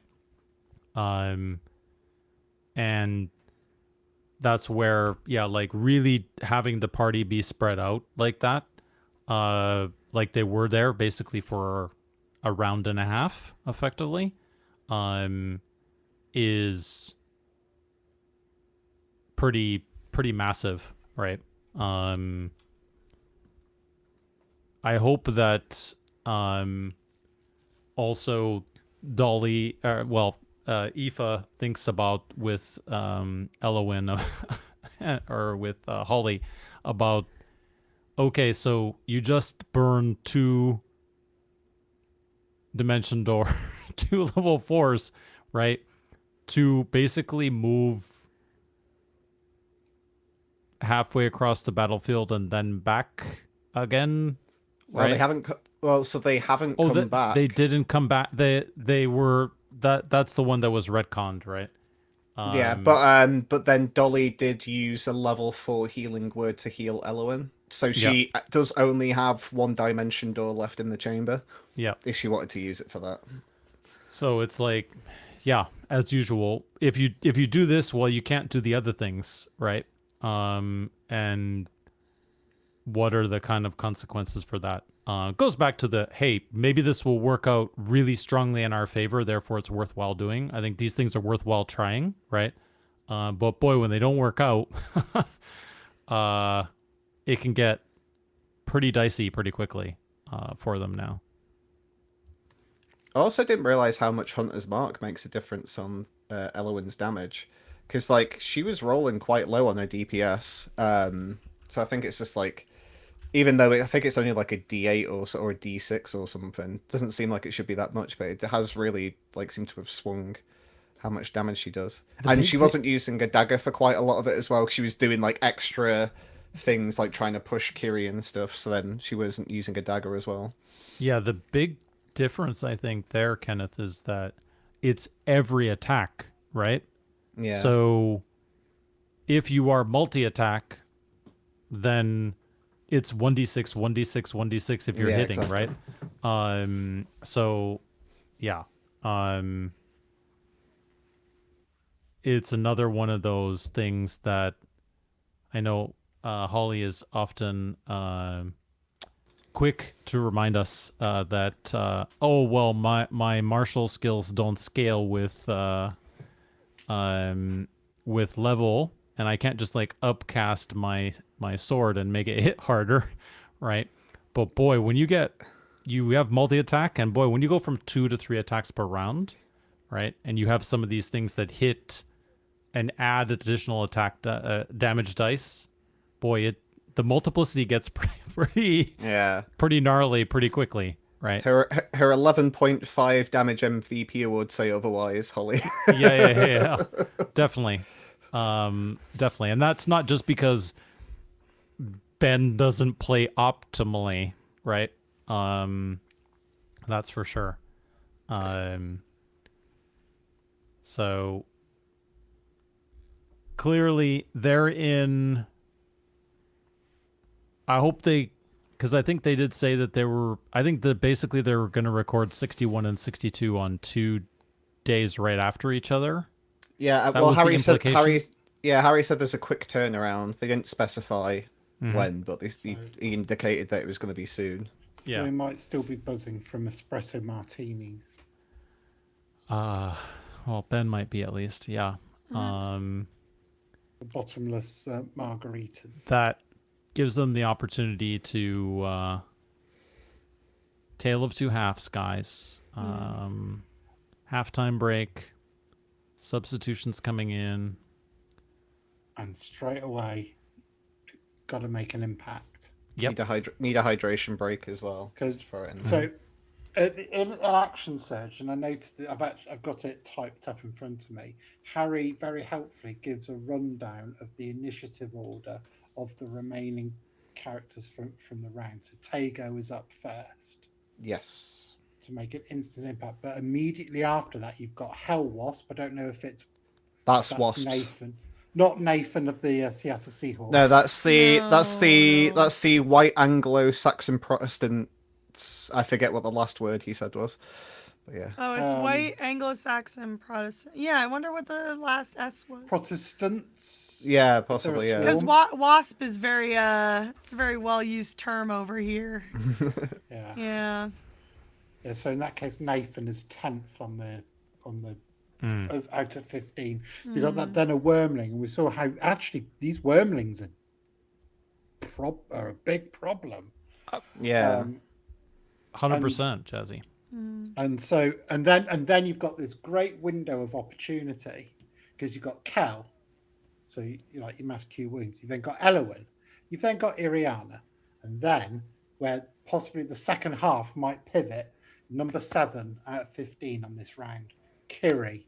If she's turned or subdued by that point, with her 3 attacks and her plus 10 damage, even her not using it on the party, or even better, using it on the enemies, make a huge difference. Because what comes after that, apart from you, the owl, is hell.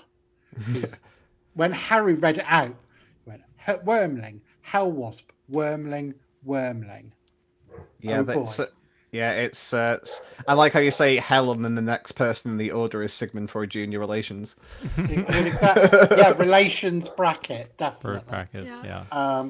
And then somehow if Radian and Dolly are still in one piece by that point, they get to have their turn before Yilda does something. I think they're really lucky that Yilda rolled so low as well. Because imagine if like it was everything then Yilda on top, like Yilda being bottom of the order worked out. It's the same thing for Elowen, right? 1 or 2 of those damage rolls goes the other way. She goes down, right, on that ledge. Oh yeah, well that was one of the saves, wasn't that? I think that might have been what she used. I know. I think that was. I think she passed. I think she passed the saving throw automatically on the push because that could have been bad. But then I think the corpse wound did like charisma saving throw, and she had to use up her indomitable. Paul, yeah. So she hasn't got that now. If there's another saving throw in the future, another thing that's burned. Yeah, unfortunately. Another once per day that's gone, right? What did happen with Yilda, and it didn't seem because there was all this business with the darkness. Great band, by the way. But something may have gone a bit awry between Yilda and the corpse worm. I didn't fully get maybe what has snapped a bit, but it felt like right near the end of episode 61, something's gone a little wrong between them. And what happens to the corpse worm might affect it gets to this question about these additional mechanics that Harry clearly has in play, right? We've seen one of them, which was the persuasion check against that Kiri made, or against Kiri, right? Yeah, which I made rolled a 4, which was brutal. Mm-hmm. It's like that's the time, like Harry says, where like we do rolls backwards sometimes. Like I feel like you should do the roll first and then give the speech afterwards in situations like that. Because like if I did like a really convincing speech and then rolled a 4, it just feels sad sometimes. 100%. I like that Deborah Ann Wall version of that, right? Which is, do you want me to roll that for you behind the DM screen, right? And then it'll just play out how it is. It's good for me as the DM to know that, but you don't need to know what you rolled, right? That's one of those cases where it might have been kind of useful to have, right? But we shall see. Next round's going to be a biggie. Yeah, we're coming in hot. I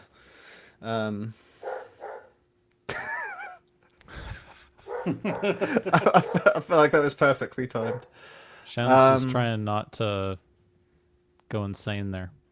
The woofs, the woofy woofs. I literally unmuted and he barked as soon as I unmuted. So. I feel like he doesn't bark when you're speaking, though. No. They have some respect, but not much. So yeah, hopefully we get we've blown out the cobwebs. We're gonna be locked in for 62. We know the stakes. Harry's let you behind the curtain a little bit with, hey, I designed this encounter around you having the dragon. You have the dragon now. You guys might want to communicate a little bit more. Don't act as a bunch of individuals. Maybe work as a team a little bit. I feel like we need to bring them into the podcast. Whoa. Yeah, exactly. Give them a talking to. It's was quite loud. it's Tago. Hey! They've come in and roared. We'll get that. I'll get that clipped, and we'll be able to. I had something to say, but now I won't. I don't think I'll be able to. Okay, maybe now. So maybe we'll be locked in. Maybe. Go ahead, Shan. Yeah, so I had two final thoughts. Number one, that bit with Yilda where his eyes glazed over. Like, That was cool. is that because he's trying to focus on controlling something, or like what is he being controlled? Interested to get more information on that. Ooh. Yeah, because I thought that was really interesting. And then when he snapped out of it, he was like so full of hatred. So I'm interested to see what that means. And the second thing I wrote, excuse me, I'm speaking. I wrote this quote from Harry that I thought was really fun, where it was, if we could all put saddles on dragons, we would have all ridden them to the studio. And I wanted to use that for like anything, like, you know, like, well, if this could happen, it's like, yeah, well, if we could all put saddles on dragons, we would have ridden them to work. Yeah. Because I think that was a really That's fun quote. So fantastic. I did write that in here. Harry, thank you for that. Excellent. Yeah, You're my not going to quote. listen to this, but I hope. Thank you. My two quotes. My two quotes are from Holly. About 2 hours and 45 minutes in. 1.5 rounds is all we've done. And Harry's classic, this is so dumb. My other, I mean, I'll quickly just say this one, but my other favorite quote was how Holly, it was at the time when they were talking about like Radiant's thing and the not knowing, and it's like we're trying not to metagame. And then Doug just says, yes, Harry, I've been metagaming all along. I'm a level 20 warlock. And Holly was like, I don't think you know what metagaming is, Doug. Bless. Poor Doug. That was funny. One go line ahead, I Jazzy. liked was actually from the ad read, which was all bow down to the Omniban. Great. Classic. Yes. So, Shan, in the Doug-cotomy, did we get Doug Cockle in episode 61, or did we get El Cockgood? I want to say we got Doug Cockle because he did some pretty interesting narrative stuff that I thought was really fun and cool. But he didn't, not that I know what this means, but he didn't move his moonbeams. So Always it could move be your a little moonbeams. El Cockgood, but I'm not the expert. We won't hold it against him. Yeah. What, the moonbeam? I think is it the first time he's cast it? Yeah, I Not used to sure. definitely not used it before. Yeah. So, Doug, move your moonbeam. It's free. Move your moonbeam. Good news is though, I think it's only like a level 2 or something like that. So at least it's not cost him too much in the grand scheme of things. But yeah. Yeah. And at The least it's great not like thing- at least it's not like Ox Venture. At least he didn't use it in a room with like a ceiling full of acid. So Yeah. you know, it's fine. The awesome thing Narrowwind's about it moonbeam. is you can move it through multiple creatures. Right?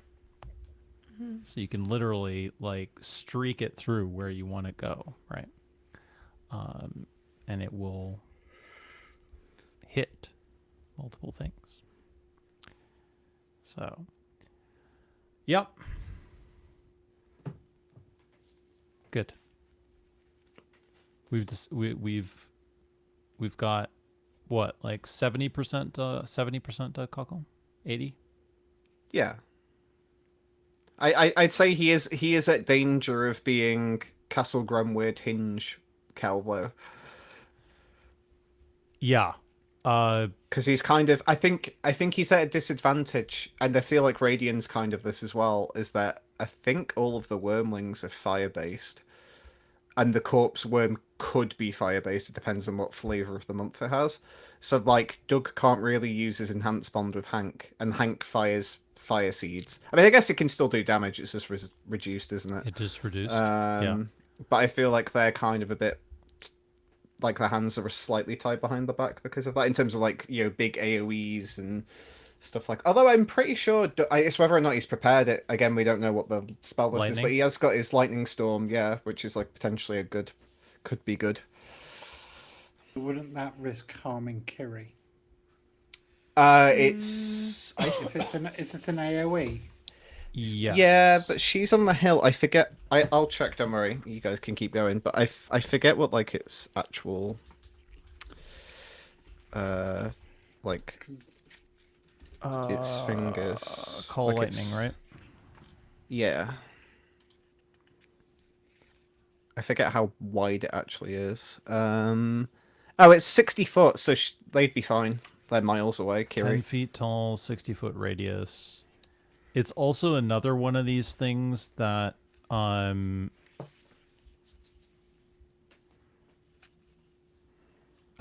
clerics and druids have a lot of these where you cast it, it keeps up, it can continue to do damage without you having to cast the spell again, right? And you can move it around, or the thing moves with you, right? So it's incredibly powerful. In fact, Kel could have cast it on top of Yilda and Kiri on the ledge from where he was, right? It's got crazy range. So yeah, we'll see. I was thinking about Kel running in and doing some sort of grand gesture, shall we say, to draw attention from the wormlings, and then Radiant fireballing him, and him, you know, like, just cool. Kind of like basking in the glory of the cleansing flame, which I think would be kind of cool. But we'll see whether they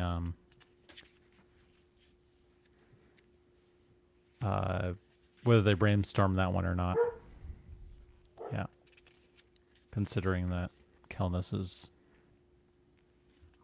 immune to fire damage. That would be very metal though. It probably won't work for this because again I think a lot of them have like fire resistance. Mm-hmm. But it would be very metal in the future if like Kel's in the middle of like a group of enemies, and then Radiant does a wall of fire around them, and then Kel does a "I'm not trapped in here with you, you're trapped in here with me" kind of thing. It's like, I'm resistant to fire, bitches. Yeah. Wow. Yep. You upset them. Oh no. With the wall of fire. Yeah. Yeah. Cool. Anything else on 61?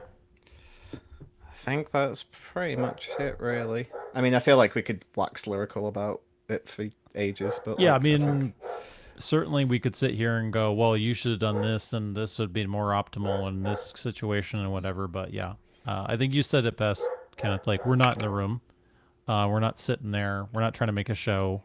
It's easy to sit here and go, well, this would have been a better option in that situation, and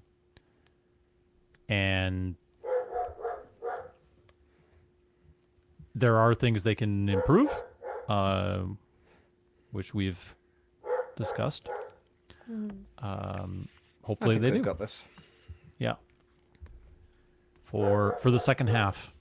Yeah. Yeah. Let's cool. hope it doesn't go to penalties. Let's hope not, Jazzy.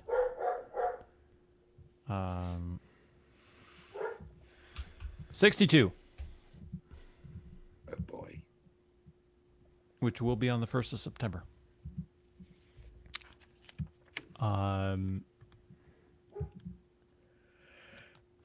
Last cantrip was wild. The previous cantrip even more wild. Missed.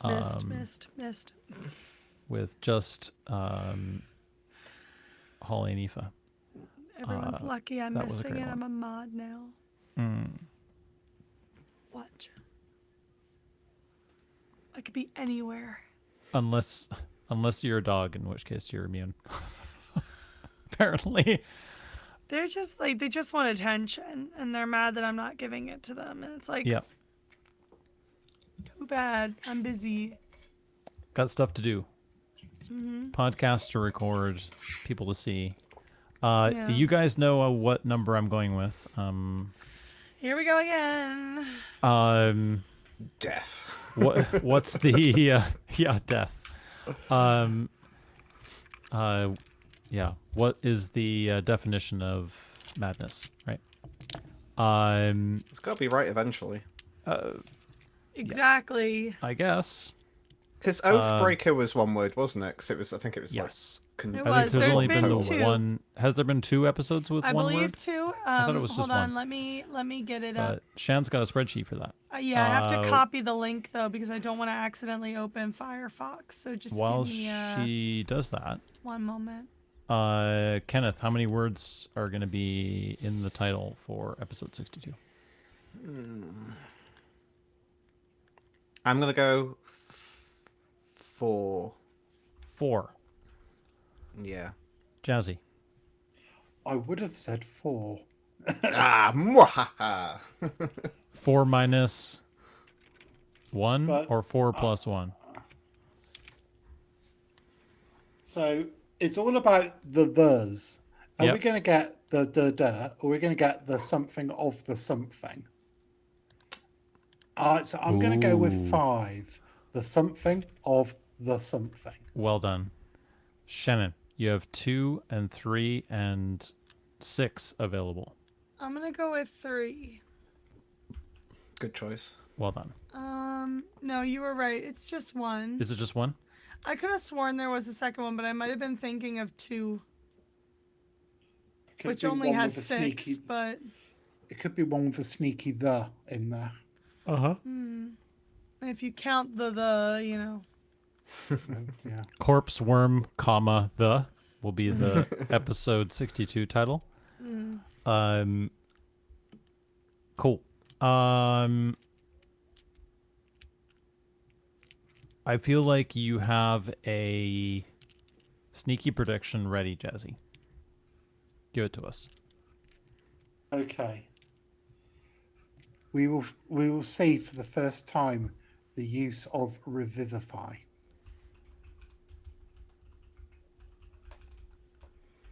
We will see revivify used. That's bold.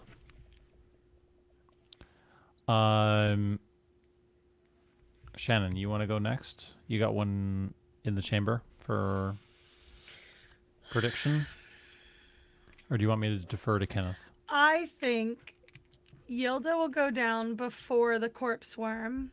Ooh. I think maybe they'll follow Ben's thought process or whatever it was and go for Yilda because maybe then he'll lose control of it, and for better or for worse it might be easier to take down without him in control of it. Mm-hmm. And then I just think there's more to it with Kiri. Like I don't think Kiri, maybe she went there willingly, but I don't think she's necessarily entirely of her own mind. Good, which we've established is now spelled Kyrie. Yeah, like Kyrie Irving, which I did have a chuckle when he said that. I did have a chuckle because I knew exactly what he was talking about as someone who was plugged into the NBA. Yeah. There's other Kyries. There's it's fine. It's all good. Yep. Definitely. What am I gonna go with so I can leave Kenneth to give us a banger to finish?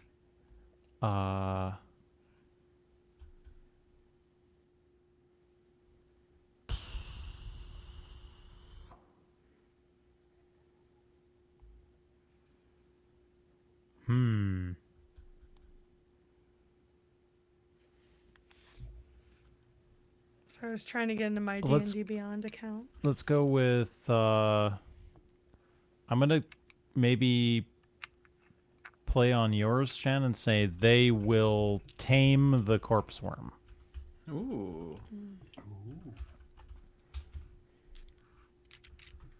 Kenneth. I've got a few parts to this. Okay. Um, Am I writing an essay or? no, don't worry. We can bullet point. So first prediction is Kiri won't turn to the other side until Iriana goes down. So it'll be until Ariana goes down. Okay. Yeah. And then there's a follow up to that. Ariana is going to be the one to die, to kind of piggyback off Jazzy's. Will die, which was my prediction from last Yes. episode. Yeah. It was. Okay. Ariana will die. Okay. And my last prediction is there is going to be 2 cards drawn from the deck of Many Friends. 2 cards will be drawn. Excellent. I think this is going to be a draw a card and then draw another card in panic. So an Iago moment. Yes. Yes. I'm getting vibes of that.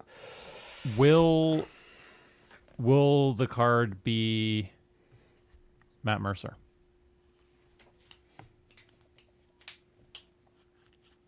Yes, one of the cards will be Matt Mercer.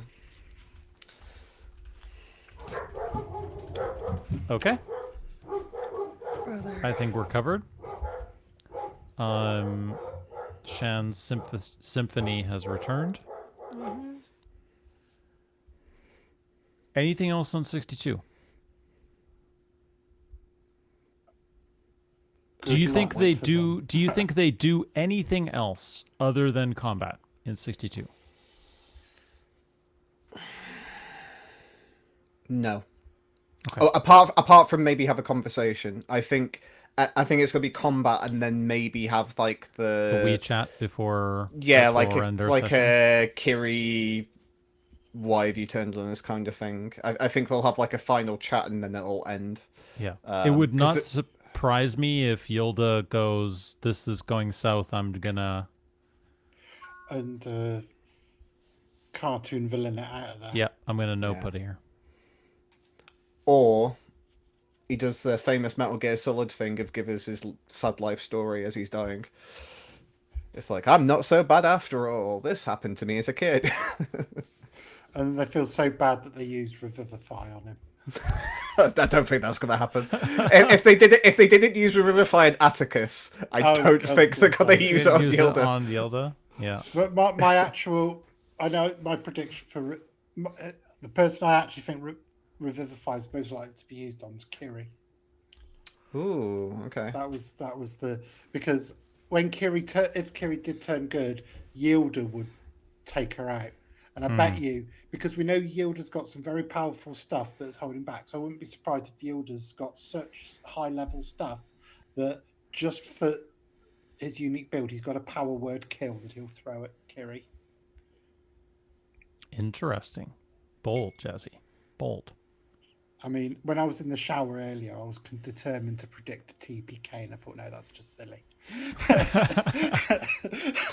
Turns out it's got power word goldfish, and they can turn somebody into a goldfish. Yeah. Power word Bertie. Excellent. I think it's that time for the spoilers to go away, the mops to come out. Right.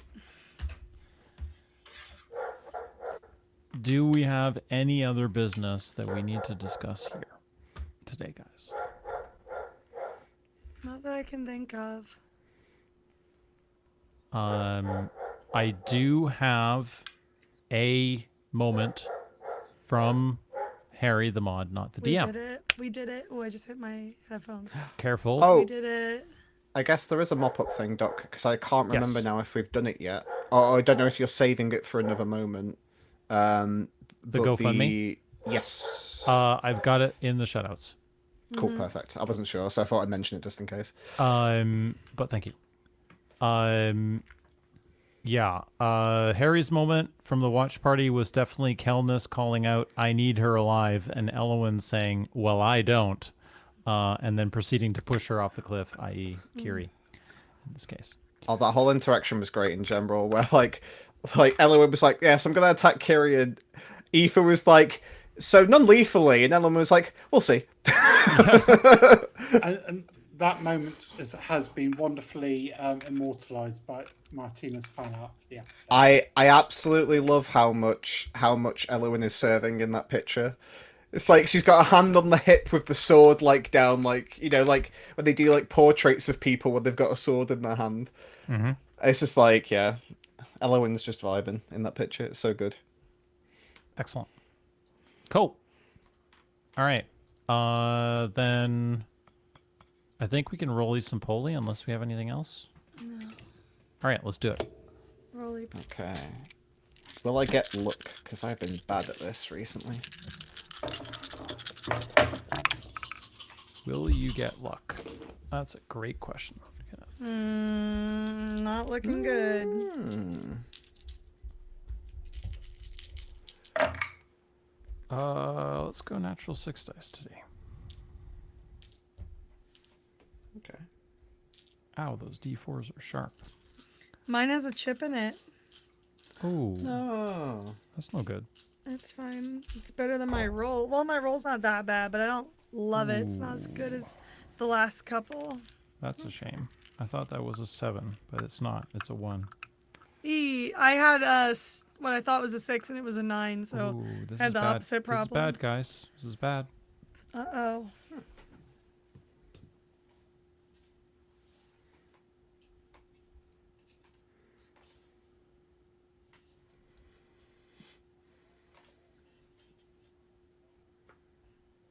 This is bad. Mm. Might be a record. Oh, no. It's where he I'll says pull it up. 149. Yeah, he's Oh, it's really tricking bad. I was one us. short. Oh, yeah. He's tricking us. Not this time, I'm afraid, guys. 37. Ooh. Ooh, Oof. poor soul. Yikes. 10 and 10 and 2 and 2 and 3 and 3 and 9. It's not Ugh. even Saved a it. corpse worm attack damage. No. Mm-hmm. Rough. Yep. Rough.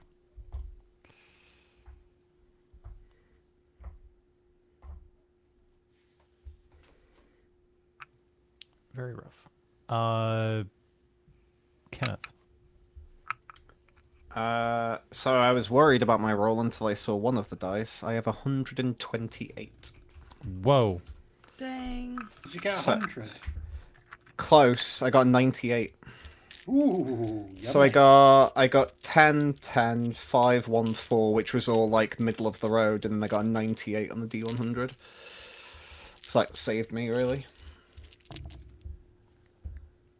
Jazzy. This is a roll that could have been astonishing, but I still had a very, very good 109. Oh. But I got a 6. But here's the best bit. My D100 roll, 69. Hey. I got a 12 on the D12, a natural 6 on the D6, and a 4 on the D4. So that's what boosted my roll. But hey, I got the 69. So. Excellent. Shannon, bring us home. I didn't get high, but I didn't get low. I got an 87. Excellent. I rolled like I think it was a 63. I don't remember. 87. I don't remember what I was on the. Not the obviously on the percentile. I rolled a 60. Whose but I birthday didn't is on see. 67 again? Is it yours, Shan? And then Momo, I think Momo is is 69. Yeah. Nice. Yeah. So, Excellent. and I'll probably be watching 6-7 from my friend's house. All going according to plan. I haven't booked my flights yet, but I should be in Abbotsford, British Columbia that week. Excellent. Mm-hmm. Excellent. All right, we got Harry's favorite moment. I think we're good to go on shoutouts. And while you guys roll initiative, Yeah. I will bring up It's a good time. something else from our good friend Harry the Mod, not the DM, which is this lovely home for indie game developers. So for those of you who don't know or haven't seen Harry at an MCM or a EGX, Harry makes games for a living. And one of the places he has been over time is this lovely game dev co-working and co-living place in Sweden, and they're trying to raise money to do some renovations and more or less save the location. They want to buy it from closing. Yep. So they're trying to raise about 2.2 million Swedish krona, which is about 170,000 pounds ish.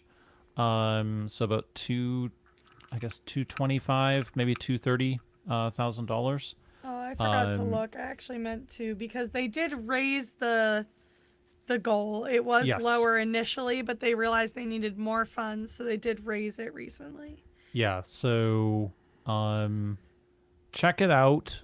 I know for a lot of people this will be tricky to contribute to because it is in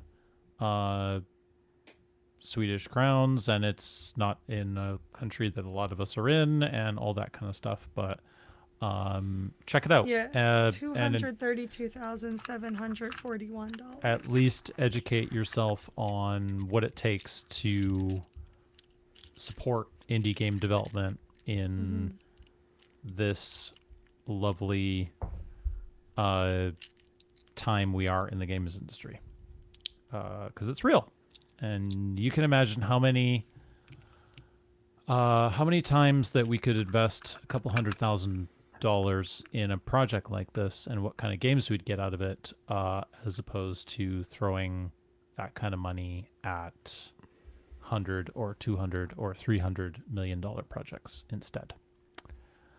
But I digress from my soapbox and ask Kenneth what he has rolled for initiative.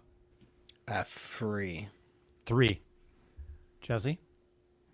18. Ooh. I know. Shannon? 8.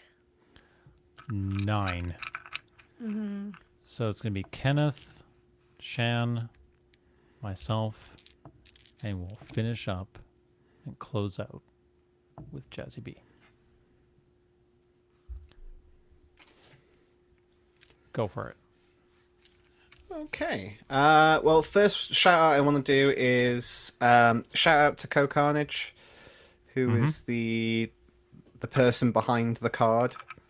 Who I actually managed to get the full name because it was on the card, but we didn't get like a full. They didn't do like a static image of the card. But the full card's name is Alabash Shambasor, which is a great name. I'm actually gonna check right now to see whether Holly has already updated. Good idea, because I did write the timestamp, so if needed, I can go get it. The card up. Put it on the vibe check. Not. And yeah, voiced by she has not. CoCarnage, which is very cool. So I know they didn't really get much of a chance to talk about it in the episode because everybody was stressed out and there's a lot of things to focus on. But yeah, just wanted to do a little shout out to CoCarnage for making a cool character. Like they looked fancy. Hopefully we'll get more of a chance to because in theory they're still there. Like they usually hang around until the end of a fight, so in theory they're still around. So maybe we'll get a bit. Oh, that should have been a prediction, like interaction with Alabash. Added to the list. But yeah, so shout out to CoCarnage. Shout out to Shannon Duck, as always. Thanks, guys, for having me on this. I appreciate it. I have a great time every time I'm here. I am running out of Natural 6 t-shirts to wear, though, so I'll have to think of other bold fashion statement items to wear. We'll start wearing, like, football kits. Yeah. Yeah. I mean, I have got a lot of various sporting shirts. We'll make it work. Or 5, sorry, 5. We'll make it work. There needs to be a Natural 6 football kit. That I would actually be 100% on board for like a football jersey, like Natural Six thing. I can't That'd be wear sick. one of my kits. I forgot. It's green. Oh, is that the Mexico one? The Mexico one. I'll disappear. I'm sure you have more than one that you can use, Shan. I do. I have more than I thought because I thought about it and forgot I bought a bunch during the World Cup. Next time we'll coordinate because I know Doc's got like a hockey jersey as well. So oh yeah, we'll do hockey when Momo's like, on. We can do hockey for Momo because I know Momo has a jersey. Yeah, and I've got a Manchester Storm hockey jersey, so repping the boys. We'll make I can get my Dundee Stars one out. Ooh, got several. And I do have a Black Eagles jersey, so I can wear that on the stream. Excellent. We'll wait till it's a little bit cooler though. There can be cozy winter vibes. I don't want you guys to overheat. Your sensitive, like European selves, minus Doc. Yeah. Obviously, we don't want you guys to overheat. Yeah. Nope. Thank you. Wouldn't want that. No. Thank you to my co-pilot Jazzy as always. I think this is the second, maybe third time we've been on the same. I think this might be the second time we've been on the podcast it all together. blurred together, doesn't it? Yeah, it does. But thank you as always, Jazzy. Jazzy was one of the me and Jazzy were like the OGs in the spoiler chat. A lot of the time back in the day when like the Discord first opened, it was literally just me and Jazzy just talking to each other for like 4 hours about like what's Dolly's backstory? She's spoken to this person and this person. That was my like whole spoiler chat for a long time was who's in Dolly's gang. I need to figure this out. That was my Pepe Sylvia for a bit until it all became clear. And yeah, just shout out to the Natural Six community. We've got an awesome thing to look forward to in MCM in October. I can't wait to see those of you who are around. Shout out to Chaz as well, because Chaz is like my favorite person in Natural Six that I speak to like once a year. Because I don't really get a chance to go to the Final Fantasy XIV stuff. So usually when they come to like MCM in October, it's my one time to like catch up after a whole year of stuff. It's like, what have you been up to? And yeah, just thank you as always for having me on. I appreciate it. Lovely to have you both as always. I think that's Shannon. Yeah. Shout out to you guys for joining us. It's always a pleasure. Shout out to Doc for putting up with me ranting. Shout out to my dogs, I guess. Whatever. Shout out to my friends who are all awesome and amazing. Shout out to Holly, as always. What else? Shout out to the guy at the Nintendo store. I'm pretty sure his name was like Diego. Shout out to him. He was very cool and fun. We had a great time talking about blowing up Koroks. And I don't think there's anybody else I want to shout out to. Shout out to my Super Bowl MVP winning quarterback, who still doesn't get the respect he deserves, but is still the hottest man alive. That's all I got. Excellent. That's all I can think of right now. Well played. Shout out to you guys for joining. As always, it's nice to have the opportunity to catch up. And we all know from the inside joke that every time Jazzy's on, the views are higher on the videos on YouTube. So, you know, it's just the way it is. If Kenneth's here too, that's also like a plus 10. So double whammy. Yeah. Can't get any better on the view counts apparently. Thanks to everybody who engaged actually with the last episode. One of the most number of comments we've had, people were talking about all sorts of cool stuff related to food and how they think about DMs and all sorts of stuff, which is great. It's part of the reason why we do this, or at least why I'm doing it. which is to give community folks an opportunity to engage with the content more widely, and also hopefully catch some other people in the net and bring them in. Thanks to Shan as always. And that's all I got for today. Bring us home, Jazzy. Okie dokie. How did I know you were going to say that? Well, okie In my head, I went, bring us home, Jazzy. And I just heard Doc go, bring us home, Jazzy. Do it, Jazzy. Go, Okay, go. Here we go. Right. First of all, shout out to you, Shan, and to you, Doc, for having me on yet again, you crazy fools. Having me on once more. Shout out to you, Kenneth, for being my partner in crime and for putting up with me during your streams and falling asleep near the end. Really sorry. Honest. They are great streams, genuinely. And shout out to D&D for being what sits behind this show, this community, and, you know, just making everything possible. And I can't wait to actually play it shortly. Shout out to Spoiler Chat. Busy place these days. We've got someone new in there called Vince, who's sharing their catch-up journey. I believe they're on episode 8 with the infamous Medea. How exciting is that? Can't wait to see more of their catch-up journey. Can't wait to see Noodle continue their catch-up journey, because I think they're a few episodes behind now as well. Shout out to September, which is just around the corner and one of my favourite times of year. Shout out to mimosas, which I now need to have in my life. Shout out to Dolly Parton. We will always love you. Queen. Absolutely icon. And a shout out to you listeners and viewers of this lovely podcast. Please continue to enjoy. Please enjoy, as they said at Gamescom today. Please comment below. Why not tell us what you think is going to happen in episode 62? Because goodness knows it's going to be carnage. And that's all from me. Co-carnage, one might say. This has been a very pun-heavy episode, and I'm all for it. Yeah, love puns. Good night, guys. Until the next one.